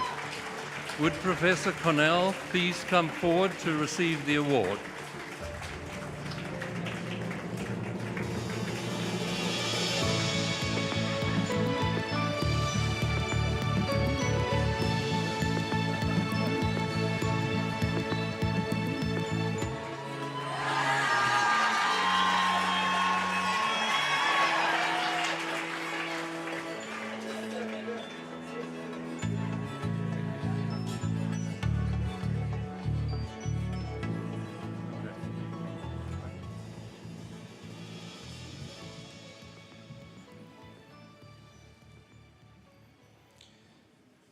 So first, a word about my African dress.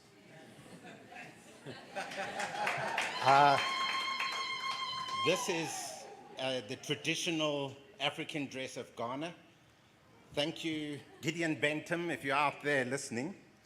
He's a student of mine, and I want to say it was worn by President Kwame Nkrumah.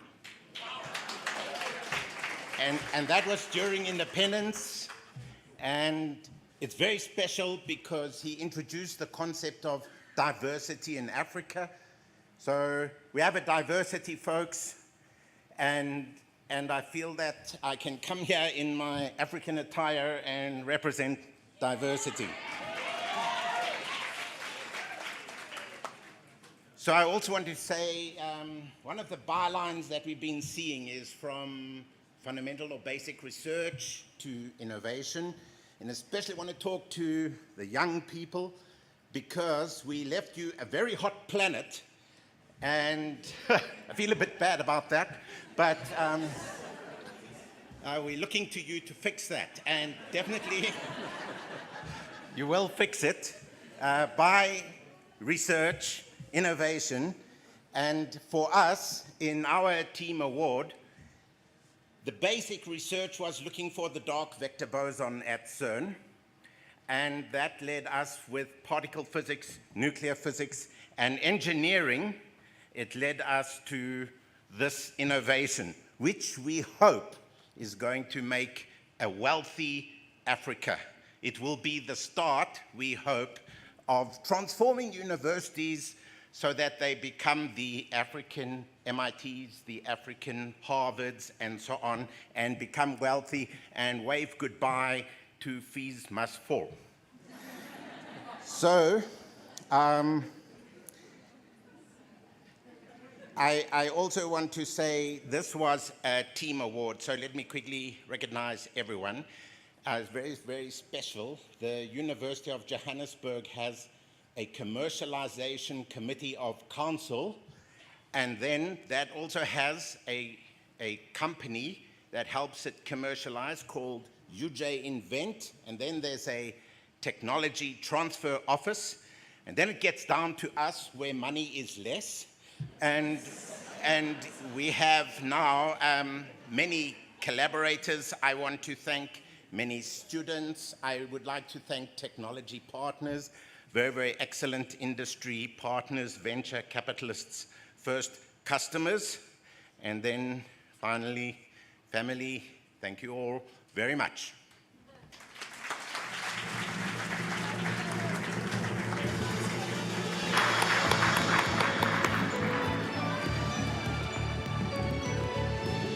Agree we must save the planet. The next award goes to an individual or an organization of an outstanding contribution to science, engineering, and technology by advancing the availability and management of reuse of research data. We will now show you the finalists for this award.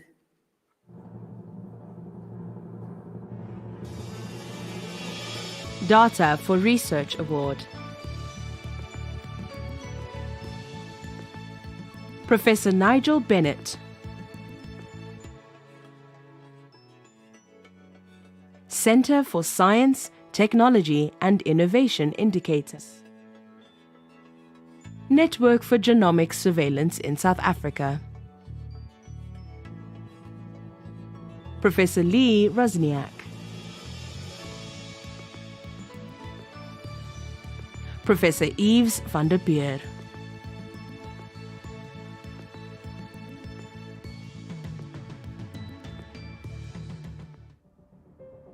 Yeah, it's getting hot here. Okay, so for the reuse of data, for the generation of genomic surveillance data of SARS-CoV-2 by a network aimed at informing South Africa's public health response to this virus, which is evidenced by the timeless detection of SARS-CoV-2 variants, the award goes to the Network for Genomic Surveillance in South Africa, represented by Tulio de Oliveira, Professor of Bioinformatics at the University of Stellenbosch, and Dr. Janelle Burnham, Scientific Lead, Global Immunology and Immune Sequencing epidemic response in Johannesburg. Can both people please come up? Dr. Berman in Johannesburg and Tulia in Cape Town. I'm so nervous next to him. Oh.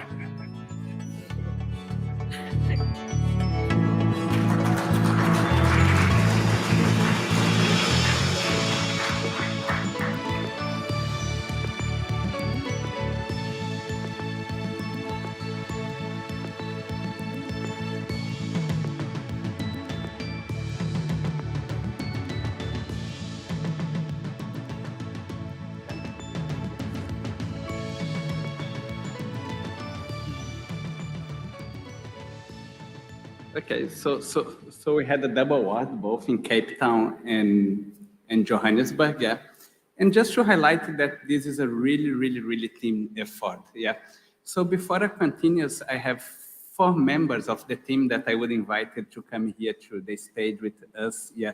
Siposiso Kanyazi, Dr. Tongai Maponga, Dr. Yashini Naidu, and Professor Caroline Williamson. If you can join me here, because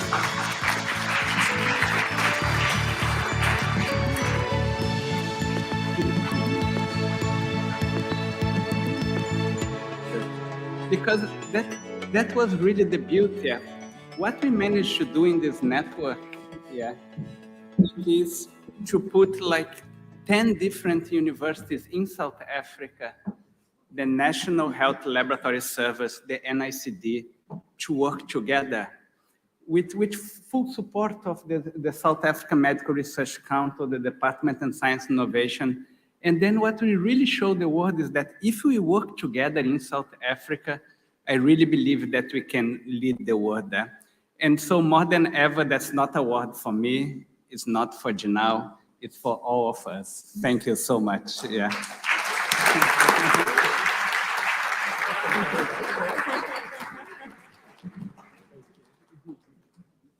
So maybe Janelle also want to bring her big team in Johannesburg. Thank you.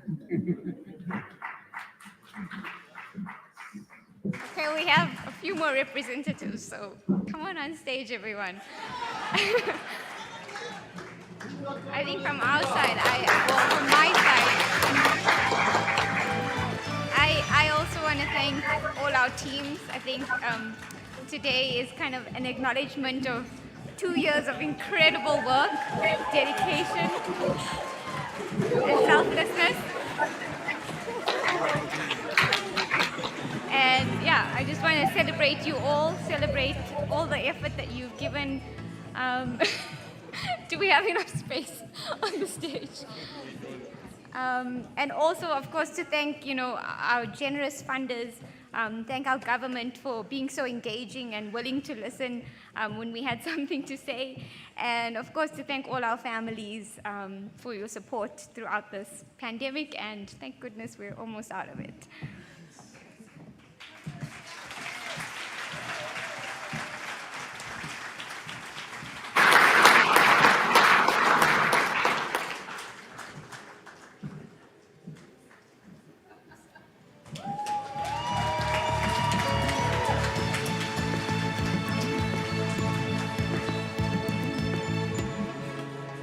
Thanks very much. The next award goes to an individual or an organization for an outstanding contribution towards achieving sustainable water management, knowledge generation and solutions, to be awarded in recognition of demonstrated leadership, innovation and impact. This award is sponsored for the 6th year by the Water Research Commission. Would Dr. Jennifer Morwantwa, Chief Executive Officer of the Water Research Council, please join us. Presentation.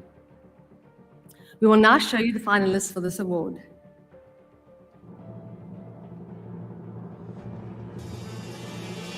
NSTF Water Research Commission Award, sponsored by Water Research Commission. Professor Tamru Abiye. Professor Omotayo Arutiba. Professor Evans Chirwa.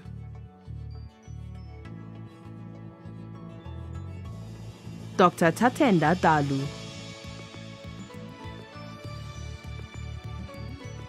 Professor Tafadzwa Mabaudi.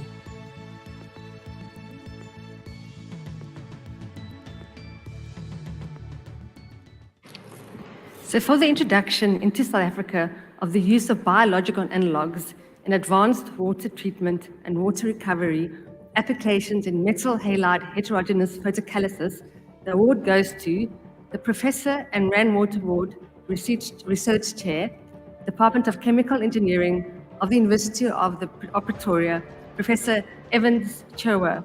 Would Professor Chowa please come up and receive the award? Professor Chowa is in Johannesburg, so we're going to cross live over to Johannesburg. Over to you, Dennis.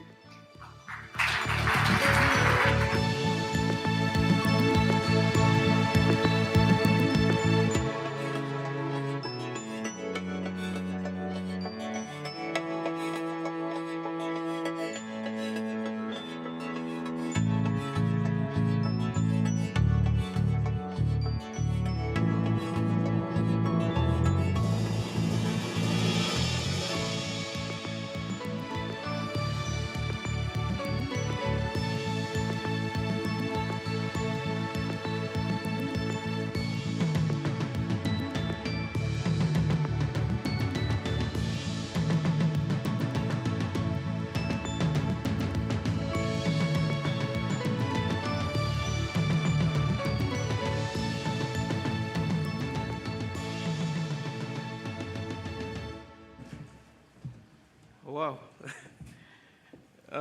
It's like I didn't even prepare a speech because I didn't think I'll win.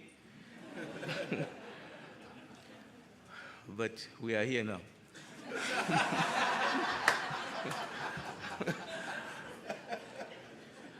Yeah, so my research is focused on water. I started this journey because I thought I can make a big contribution on one of the most scarce resources in Southern Africa. So we all know that water is scarce in Southern Africa. So my research focuses on that, mostly trying to create new water. I would like to thank the NSTF-32 team for honoring me with this award. I really appreciate it. And the University of Pretoria for nominating me, for having faith in me. I think for my 19 years of work at University of Pretoria, this has been the biggest nod of approval that I've received. I thank God. I cannot avoid that. I thank God for His graciousness, for allowing me to be here, and also I want to thank my family, starting with my best friend and my life, the love of my life, my partner.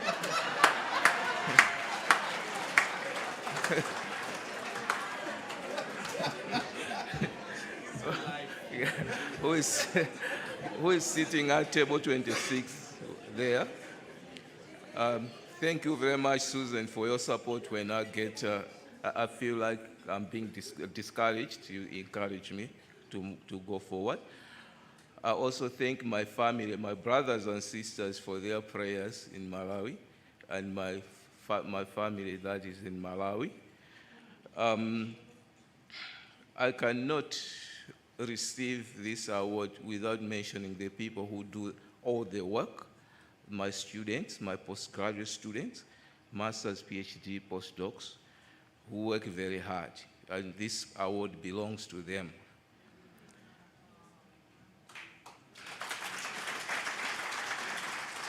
And to my research team, the support team, who also work with me very closely, and the Department of Chemical Engineering for their faith in me. I can also not close this, conclude without mentioning all the colleagues in here. We compete, we collaborate, and we bring the best out of each other. I think I have to thank you guys. And finally, I cannot conclude this without mentioning my funders, specifically the Randwater who funds the chair, which I'm the incumbent, and also the Water Research Commission, who have honored me today, and the National Research Foundation, who funds the majority of my work. Thank you very much for the award.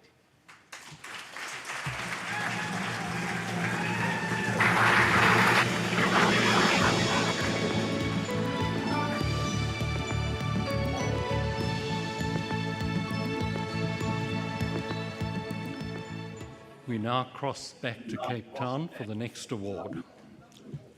So the next award goes to an individual or an organization for an outstanding contribution towards achieving biodiversity, conservation, environmental sustainability, and a greener economy over the last 5 to 10 years. We will now show you a list of the finalists for this award.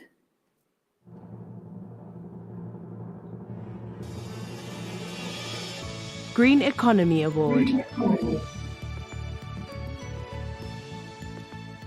CSIR Case Studies Project Team. Dr. Ahmed Mugalazi Kalumba. Dr. Banotile Makubela. Professor Guy Franklin Midgley.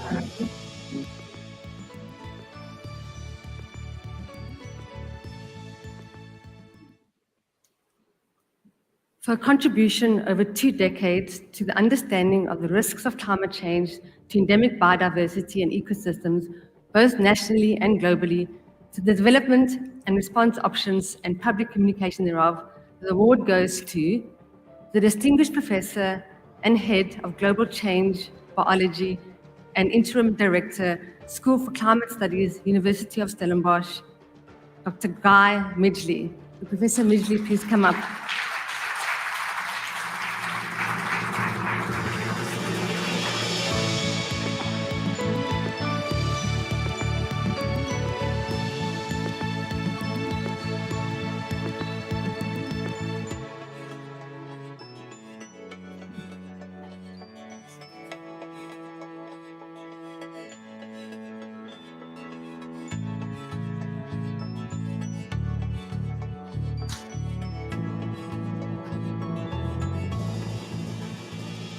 I am accepting this award on behalf of Prof. Guy Midgley, who actually happens to be in the Department of Botany and Zoology with me. He is most well-deserving for all of his work that he has been doing on a problem that actually faces all of us. And his recent work is actually working with a very specialized set of plants that are found in Namakwa land. And this information is relevant today and for future generations. And I'm sure if Guy was actually accepting this award himself, he would have been thanking his students who have been working along with him on this problem of plants and climate change. And I thank you, everybody, for your attention.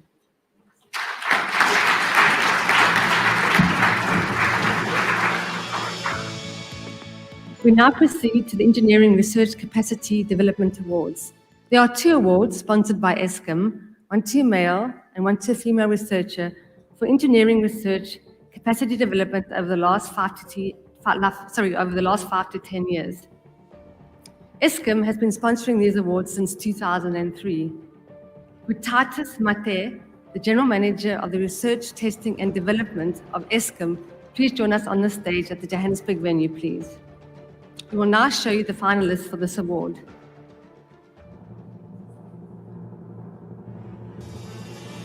Engineering Research Capacity Development Award, sponsored by Eskom. Professor Evans Chirwa. Professor Michael Daramola,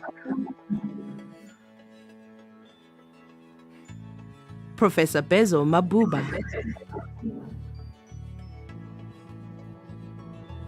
Professor Oluwole Daniel Makinde,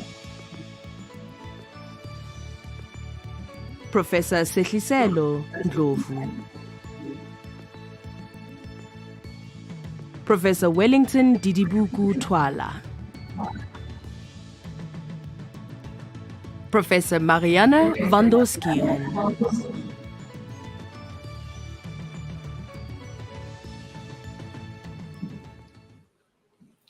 for training, nurturing, and mentoring students through her research and her work as a hydrometallurgical engineer, which is focused on ensuring a sustainable future. Go down, slow down, which is focused on ensuring a sustainable future supply of metals by developing processes and building capacity. The award goes to the Professor of Metallurgical and Materials and the DSI NRF Starter Chair, Hydrometallurgy Sustainability at the University of the Witwatersrand, and that is Dr. Sehliselo Ndlovu. Would Professor Ndlovu come forward to receive this award? Thank you.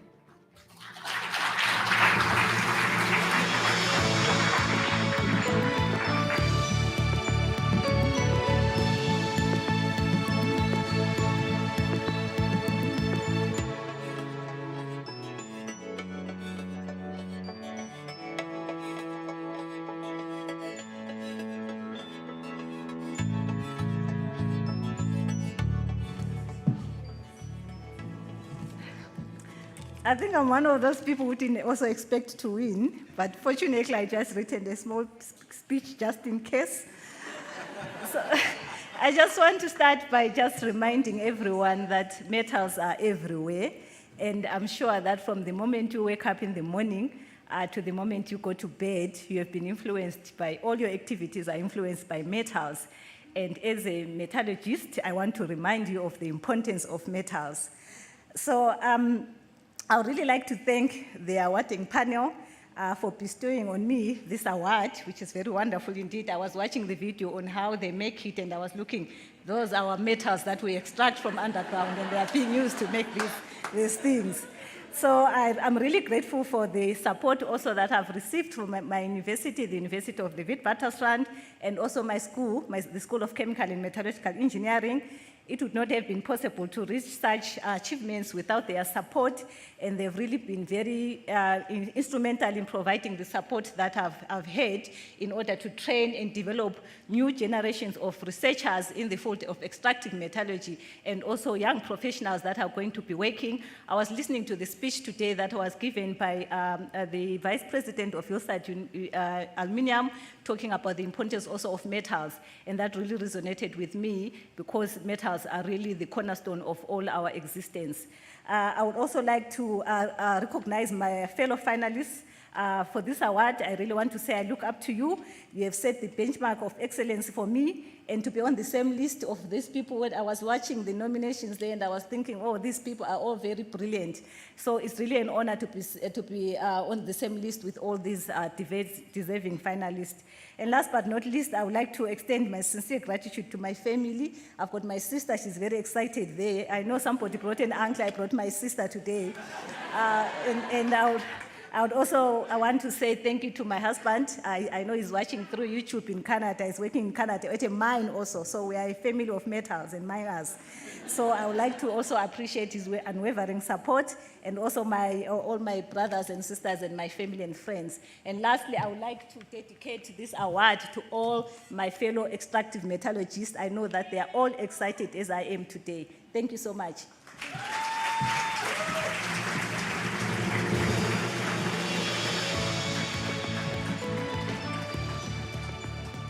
Now for the Male Engineering Research Capacity Development Award, and I really must ask Dr.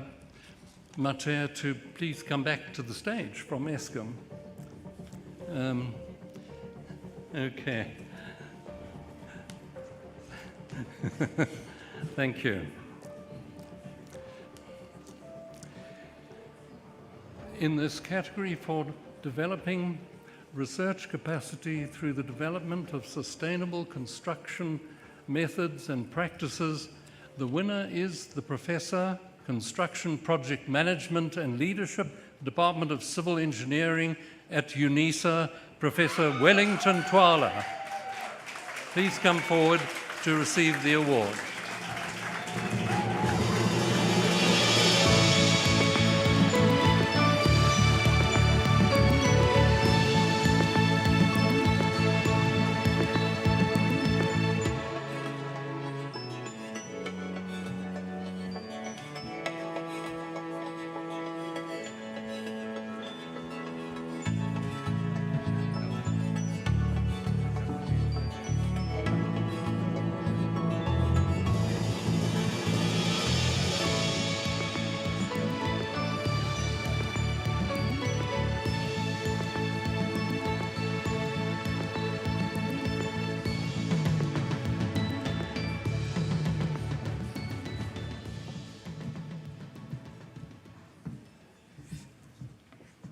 So actually, let me keep it before it gets lost.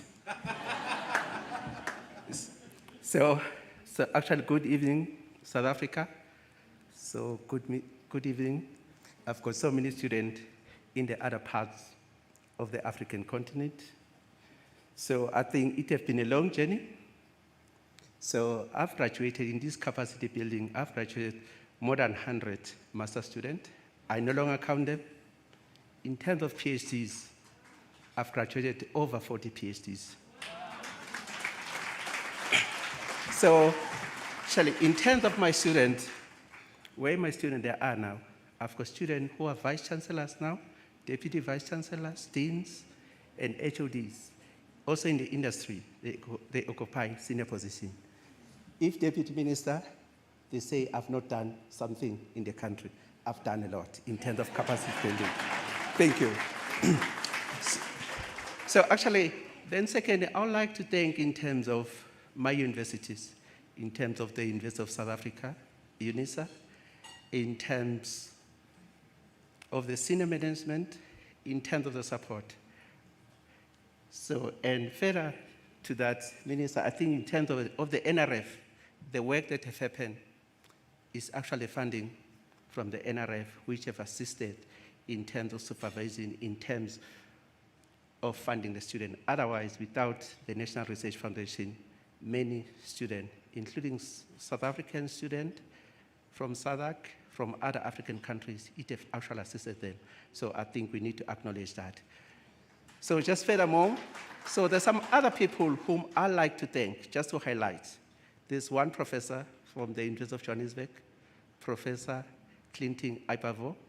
So I think have played a major role in terms of the journey that I started so after some years ago. And lastly, so I'd like to thank in terms of the family, brothers, sisters, so my children, just different people who have actually assisted in terms of support. So the support to say, if you woke up just in the morning, they say you must go to work.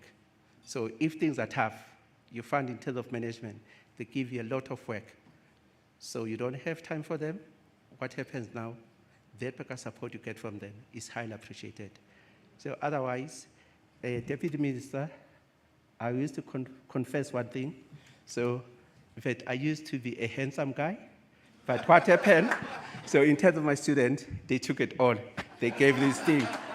So actually, thanks so much to all my students who gave me this thing.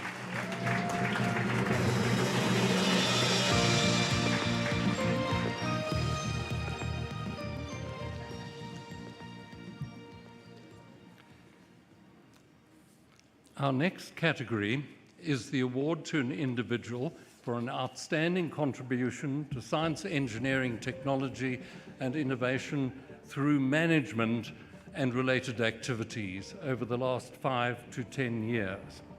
We will now show you the finalists for this award on the slides.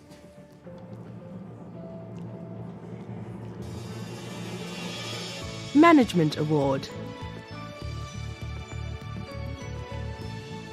Professor Begi Brilliance Mamba. Professor Bob Pattinson, Dr. Boitumelo Semete Makokotlela, Dr. Fatima Suleiman,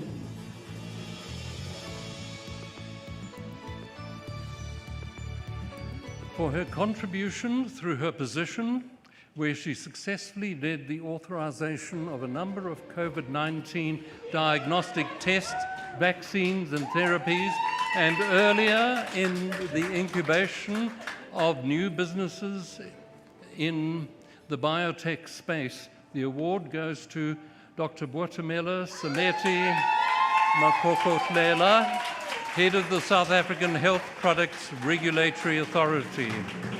Would Boitumelo please come forward?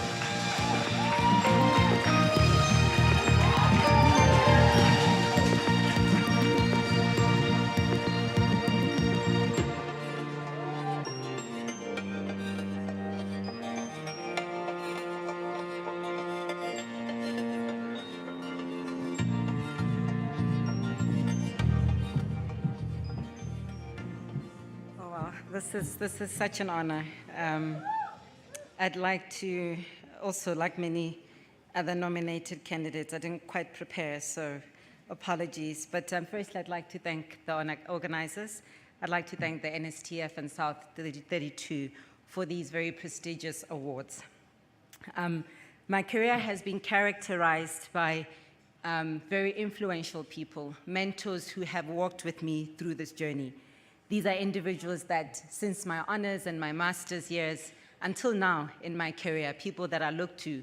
These are people who have always expected hard work from me.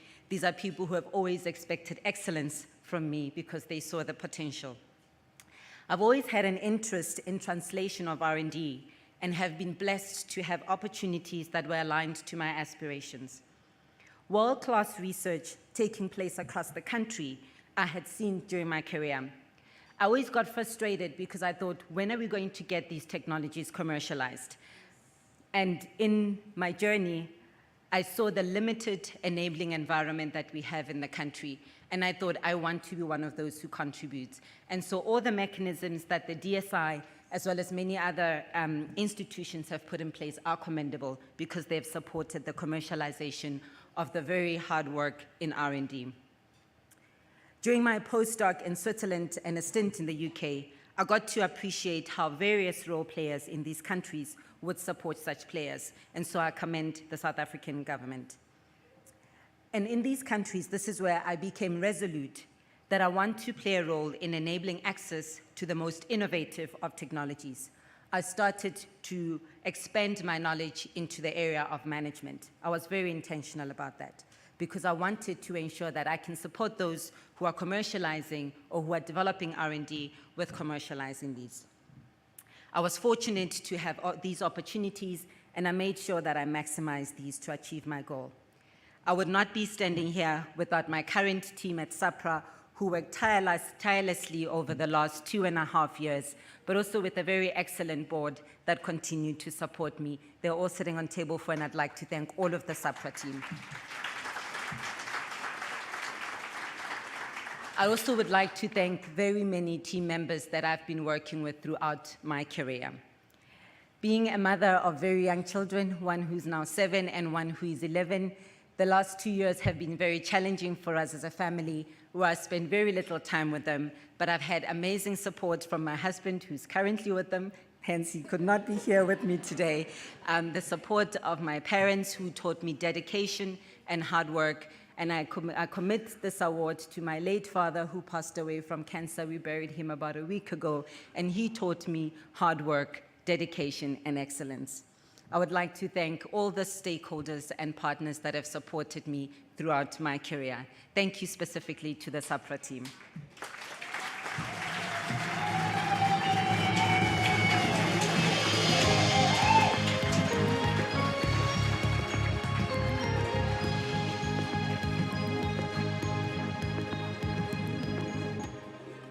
Congratulations to me. It's always been wonderful to work with you. So I'm very proud that you got this award. Back to Cape Town. So our next category is the TW Kambula NSTF Awards for Emerging Researchers for research and its outputs for up to a period of up to 6 years of research work done from the commencement of the research career, predominantly in South Africa.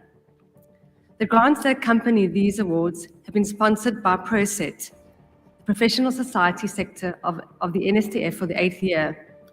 We have 2 winners in this category. Would Professor Katuchelo Nipawa from ProSet join us on stage in Johannesburg, and Mr. Davi Buerta join us on stage in Cape Town for the presentations? We will now show the finalists for these awards.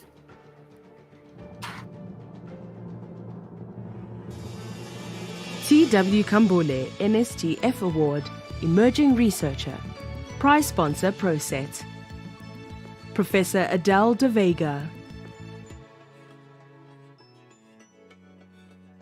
Dr. Tatenda Dalu. Dr. Wynand Johan Goosen. Professor Pragashni Govender. Dr. Ahmed Mugalazi Kalumba. Dr. Banotile Makubela. Dr. Emmanuel Margolin. Professor Amir Patel. Dr. Cameron Penn Clark. Dr. Simone Richardson.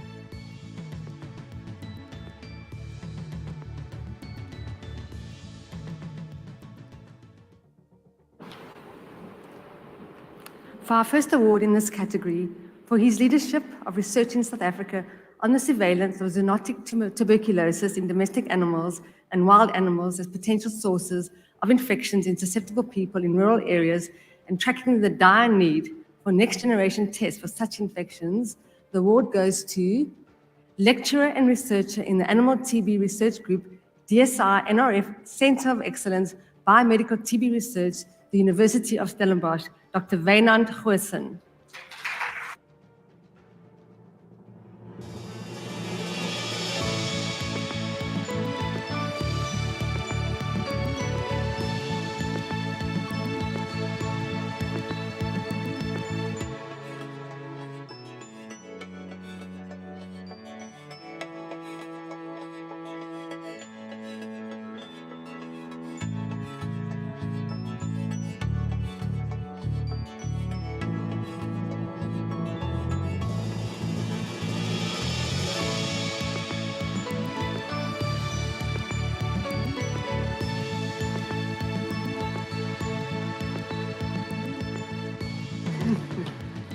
Well, same, no speech prepared.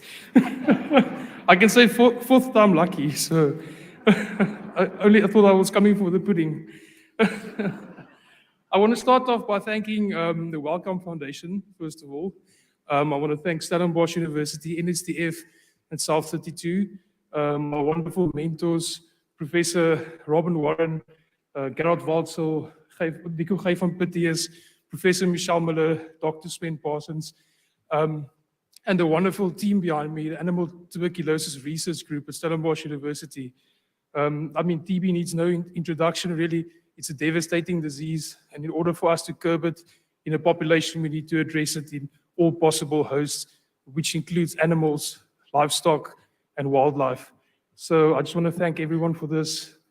This is a great privilege to get it for the team. And I just want to say hi to my wife at home and my 15-month-old baby. Thank you for looking after him. And yes, that's it. Thank you so much, guys.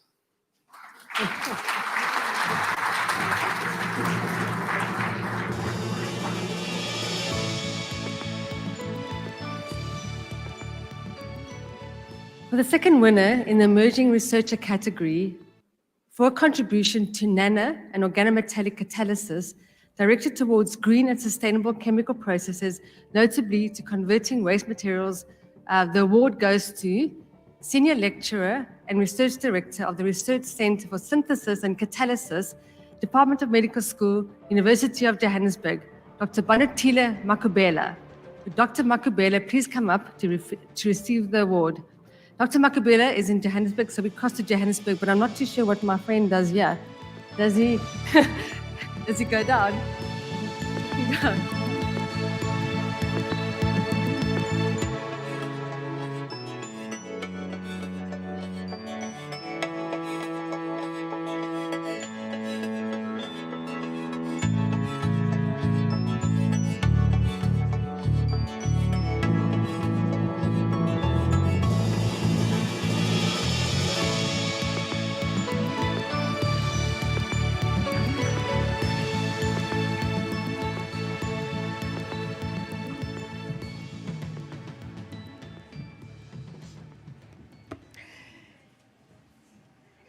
Wow. Finally. I'd like to first start out by thanking God for the talent, as well as for the ideas and the will to follow them through. The research that I conduct is rooted in the desire to see our country develop our own technologies, develop new industries that would ultimately help in assisting towards the challenge of waste management, towards creating employment opportunities in more sustainable ways.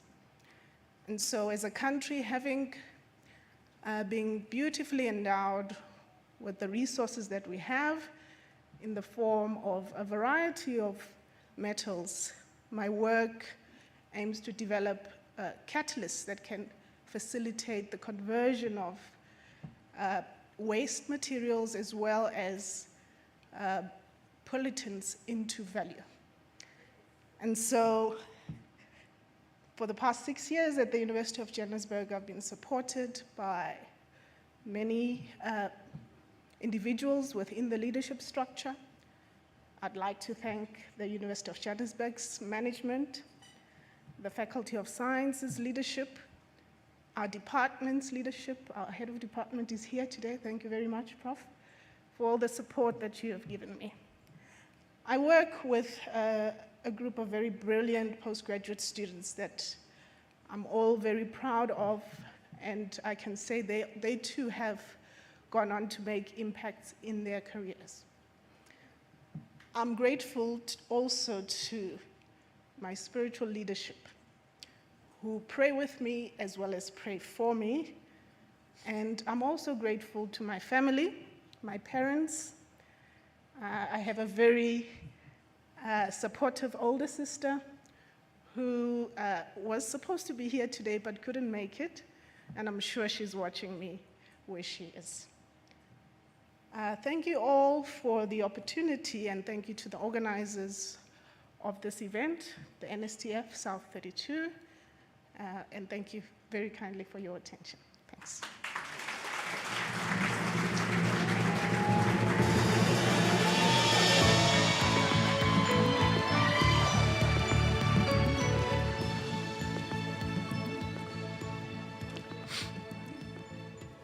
Our next category is the T.W. Kambuli NSTF Researcher Award to an individual for research and its outputs over a period of 6 years, up to 15 years of research work from the commencement of the research career as a researcher. We will now show you the finalists for this award on the slides.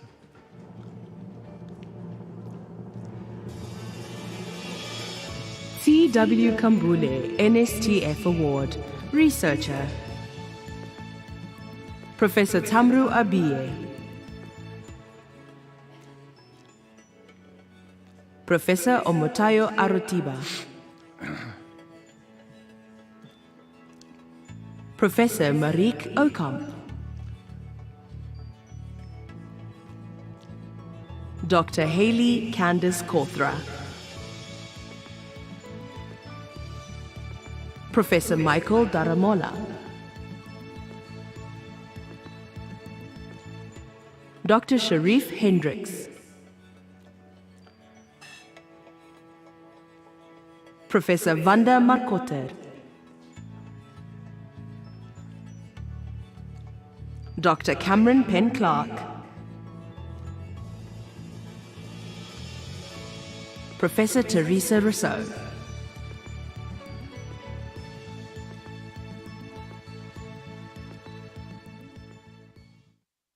for a dedication to water science, where he has launched a new MSc program in hydrogeology and where groundbreaking research in areas such as identifying carcinogenic radionuclides and other contaminants in groundwater.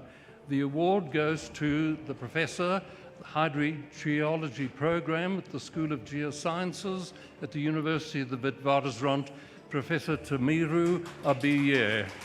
Please come forward, Professor Abiye.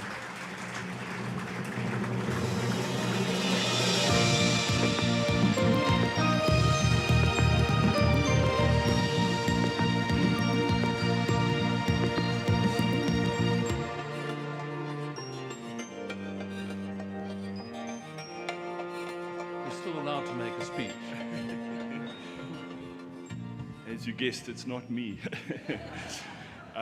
Professor Abia is with his daughter, as every good father and loving father should be. But he did ask me to thank you most sincerely for this award, all those that contributed, and to the School of Geosciences at the University of Witwatersrand for all their support for his work. So thank you very much.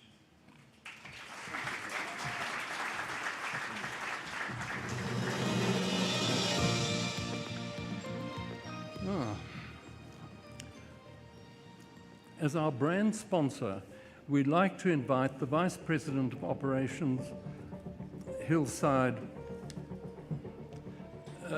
Aluminium, Mr. Calvin Makabela, standing in tonight for his Chief Operating Officer, Mr. Noel Pillay of South32, for this final award to join us on the stage. Our next and final award is to an individual for an outstanding contribution to science, engineering, technology, and innovation over a lifetime. We will now show you the finalists for this award.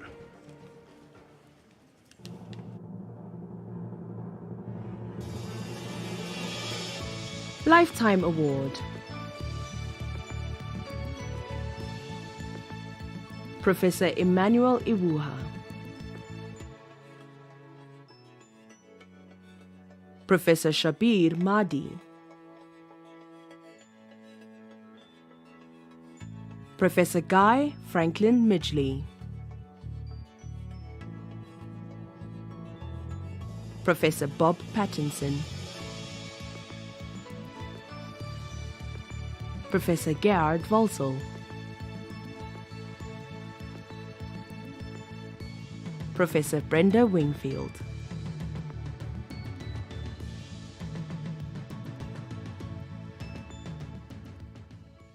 For his leadership in research on vaccines against life-threatening diseases in Africa, with special reference to the COVID-19 pandemic and associated public engagement, the award goes to the Dean of the Faculty of Health Sciences and Professor of Vaccinology, Co-Director of African Leadership in Vaccinology Expertise, University of the Witwatersrand, and Director of the South African Medical Research Council Vaccine and Infectious Diseases Research Unit, Professor Shabir Mahdi.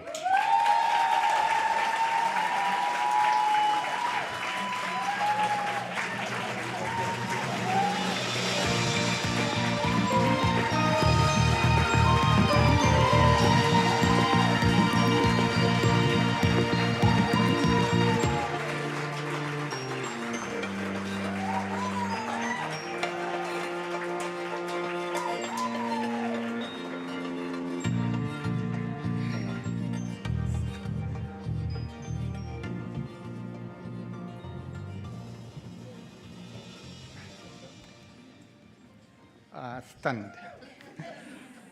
When I looked at the list of the fellow nominees and fellow finalists, people that I highly respect, people that I've learned a lot from, people that have made remarkable difference to health in South Africa, and especially those finalists from the health scene, there was no way that I needed to win this award. I truly, truly believe that the contribution of Bob Patterson, of Gerard, and others, in terms of what they've contributed to South Africa, what they've contributed to the well-being, far exceeds anything that I could have delivered in such a short period of time. But that being so, I've been fortunate. I've been fortunate in that I've been supported by a team of 500 individuals in my research unit. So this is not an award about me, it's an award of a collective effort of the 500 members in my research unit. It's a collective effort of the 30 PhD students that have graduated over the past 15 years, largely thanks to the support of SACHI. It's also an acknowledgement of who matters most in all of this. And that is much of my research is done in Soweto. And were it not for the willingness and the willingness of people in Soweto to step forward, to be part of the research, there's no way this would have happened. I certainly didn't expect this award, so I don't have a speech. I honestly don't even have something on my phone. I would fail. I'm not going to acknowledge the number of other people that have played a role in this. Like many of us in the research field, and especially for those of us that have been in the research field for a long time, it comes at a price. And the price that one often pays is neglect, and the neglect is of your family. And that is a price I have paid. I've paid, and it's really appreciative to my family, to my wife who is here, to my 2 kids, that I accept this award, because they've made a huge sacrifice in terms of my absence when I should have been present. In fact, it takes me back to a time a few years ago when my son, who's now in university, was asked by his teacher as to whether he lives with his father or mother. And we are married, and we've been married. And she asked him that question because I think that she's got a sense that everything that comes from our house was coming from my wife. So my son replied, well, I live with my mother, and my father sometimes comes there. And that was a major eye-opener. And the reason I share this is I think as researchers, we do pay a price eventually. And we pay a price in terms of family, unfortunately, but it's for the greater good. Finally, I really dedicate this award to the thousands of lives, millions of lives, 300,000 in South Africa, that could have been saved had we rolled out vaccines earlier in South Africa than we did. Vaccines, COVID-19 vaccine in particular, saved 20 million lives up until now. Childhood vaccines have suffered in the process. This is the first year that we've gone back in terms of the number of children that will have missed vaccines, 25 million children. The majority of those on the African continent will not have been vaccinated this year because of neglect of other priorities that we face on the African continent, and we aren't able to afford to fail those children. So there's a huge amount of work that needs to be done. And it is really those right at the back and those 3 students that were amongst the top that have chosen WITS. You've made a great choice. I've been at WITS since 1985, and I'm still there. Great choice. But it's really the students that we heard from earlier today that in whose hands our future is, be it about climate, be it about health, and health especially on the African continent. So once again, I really didn't expect this. Thanks to the organizers for this award, and again, really dedicated to the millions of lives that have been lost, not just from COVID, but from other diseases, and a million of children that still suffer from vaccine-preventable diseases simply because they don't have access to life-saving interventions that are available to us, but they can't gain access to those interventions. And this is dedicated to those lives that have been lost. Thank you.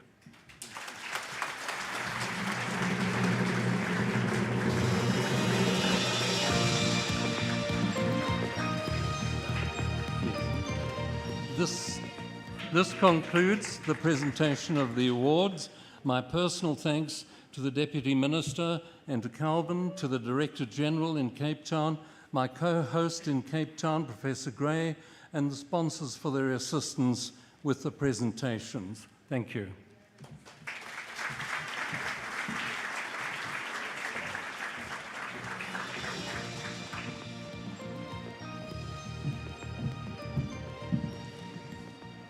I have to say, I love what the Dr. Justin Yarrow said, that the scientists are the superheroes. So if the likes of Tony Stark were in the room, well, they're here. We're breeding the new breed of Tony Starks, and of course, honoring the ones that have paved the way for the new generation of scientists who create magic, but that magic is so real. But right now, to all the excellent winners who are the experts in their fields, huge congratulations from all of us at the National Science and Technology Forum. Now, this has been quite an exceptional awards in that we've showcased the very best of science in South Africa, simultaneously from the mother city, Cape Town and Johannesburg, as well as our online community that are watching us on YouTube. So congratulations once again to all who have celebrated their awards here, NSTF for making this such a remarkable event. And of course, this achievement is the 24th time. So next year is going to be, what, half a century? Yeah? So one important item, no, a quarter of a century. Sorry, I was good at maths, remember?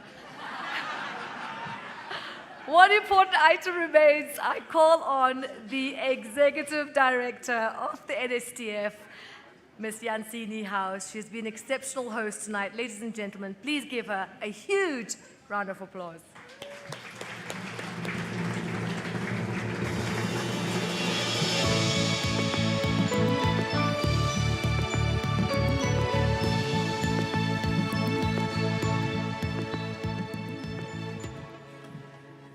Thank you very much. Congratulations to all the winners. I regard myself as extremely privileged to be in this position where every year I can rub shoulders with you, the caliber of people that you are.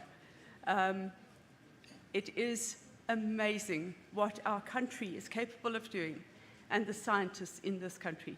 Please give them a round of applause again.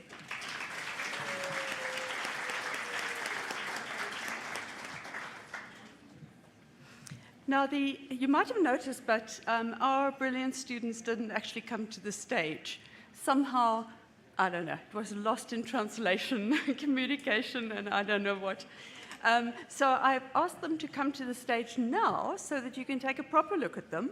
They have dressed up specially for this, so it would really be a waste if we didn't see them.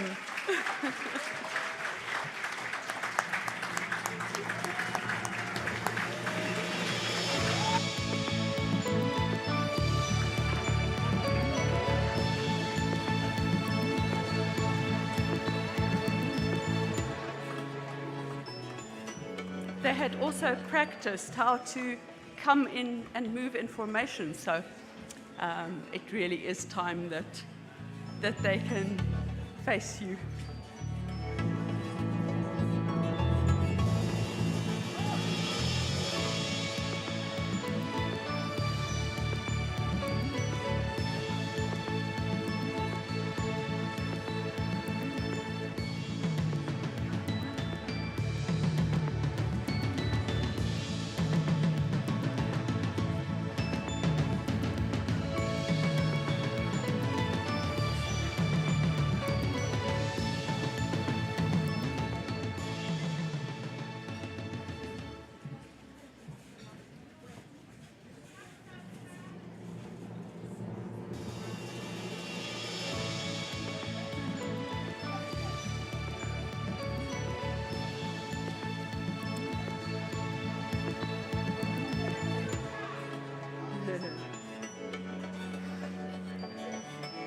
So, while you're standing here, I'm going to go ahead with my thank you speech.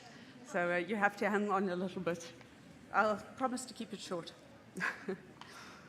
To the award winners, for the coming year, you're invited to participate in the NSTF Share and Dare program. Videos will be produced and you will be taken to audiences, to young audiences, if you want to participate in that. And you can share your knowledge and your expertise and dare the youth to follow you. So it's about sharing your knowledge and your experiences and then daring them to follow you. and that's why we call it the Share and Dare. To our valued sponsors, I think I better thank the sponsors of the Brilliance program first, since the brilliant students are here, to South32, and to the Department of Science and Innovation, and to SACNASP, the South African Council for Natural Scientific Professions. Also to the Lewis Foundation, who has sponsored the tour. And we were all ready to have the tour last year, and we had to cancel it because of the pandemic. And so Lewis Foundation was also ready to see the action last year, but it happened. And we had great fun. Well, I had part of the fun. I went for part of the tour with them. But it was a very interesting tour, and these are very interesting people. I was really very lucky to go with them. Then for the main sponsors of the main awards, you make it possible to recognize these outstanding contributions to science, engineering, technology, and innovation. And we particularly appreciate your involvement in these dire economic times. They seem to be getting more dire every year, and every year I just think it is so amazing that you are actually taking this money out of your pocket and supporting the good cause of recognizing excellence in South Africa. You are also asserting that science, engineering, technology, and innovation are critical for the world and for South Africa. Thank you to the Department of Science and Innovation for your ongoing support since the beginning for the NSTF Awards. A big thank you to South32. Having reliable partners is of immeasurable value. This is the 7th year that South32 is our co-branding sponsor.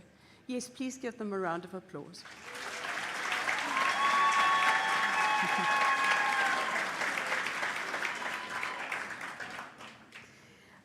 We have 3 category sponsors.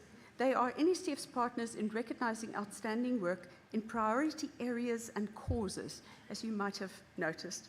The first is the cause of a safe and sufficient water supply. Thank you very much to the Water Research Commission.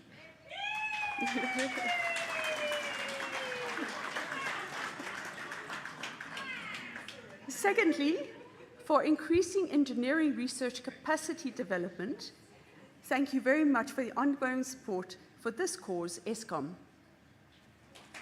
Yes, you must applaud ESCOM, please. This is something really good that they're doing.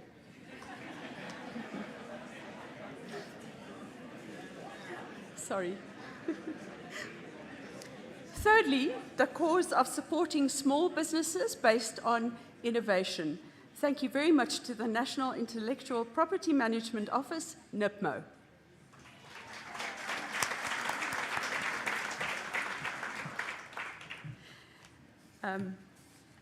Right then, we've already talked about that, right? For providing research grants to the winners of the Emerging Researchers category, thank you to the NSTF ProSet sector, representing the members of the professional bodies and learned societies in NSTF. Thank you to those of you who have paid for seats and tables at both dinners and for any donations that have been made. Your sponsorships and contributions allow the NSTF to manage and host the awards and to continue our activities as a non-profit company on behalf of the science community. Thank you to the NSTF committees and to my team who has worked so hard to prepare this event.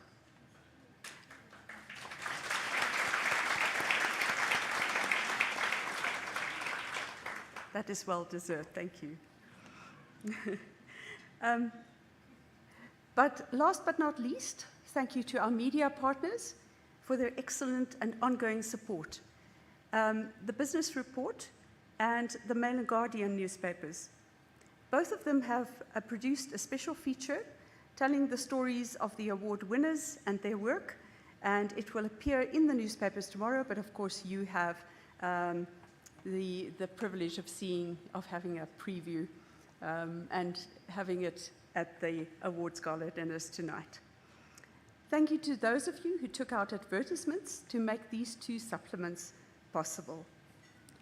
Thank you to the Journalism Department of the Tshwane University of Technology that joined our esteemed group of media partners to profile and engage award winners, to the formal media in disseminating science, engineering, technology, and innovation knowledge that is impacting society. On a final note, if any of your organizations are still not members of the NSTF, please join us. NSTF strives to represent all voices from a variety of perspectives in South Africa that are relevant to science, engineering, technology, and innovation. And this concludes the awards event. I have enjoyed it enormously, and I thank you very much for coming. Be safe and well.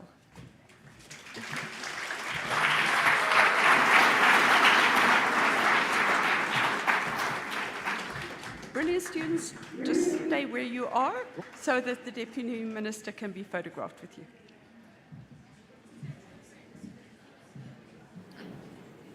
All right. And then from Cape Town, thank you, Yanzi. Thank you to everybody for joining us. Congratulations again to all the winners this evening.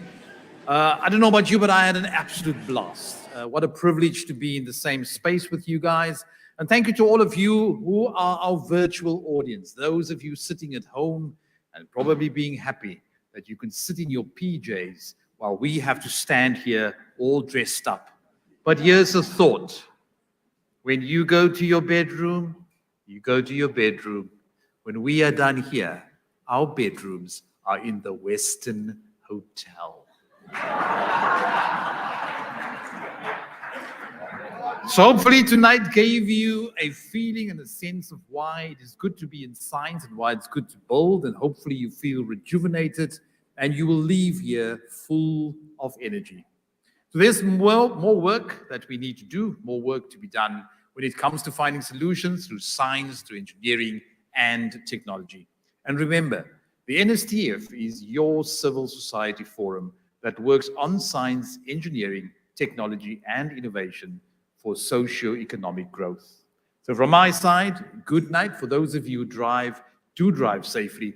And if you drive past those people who don't have cars, just wave at them as you drive past. So enjoy the evening and hopefully we'll see you back here next time.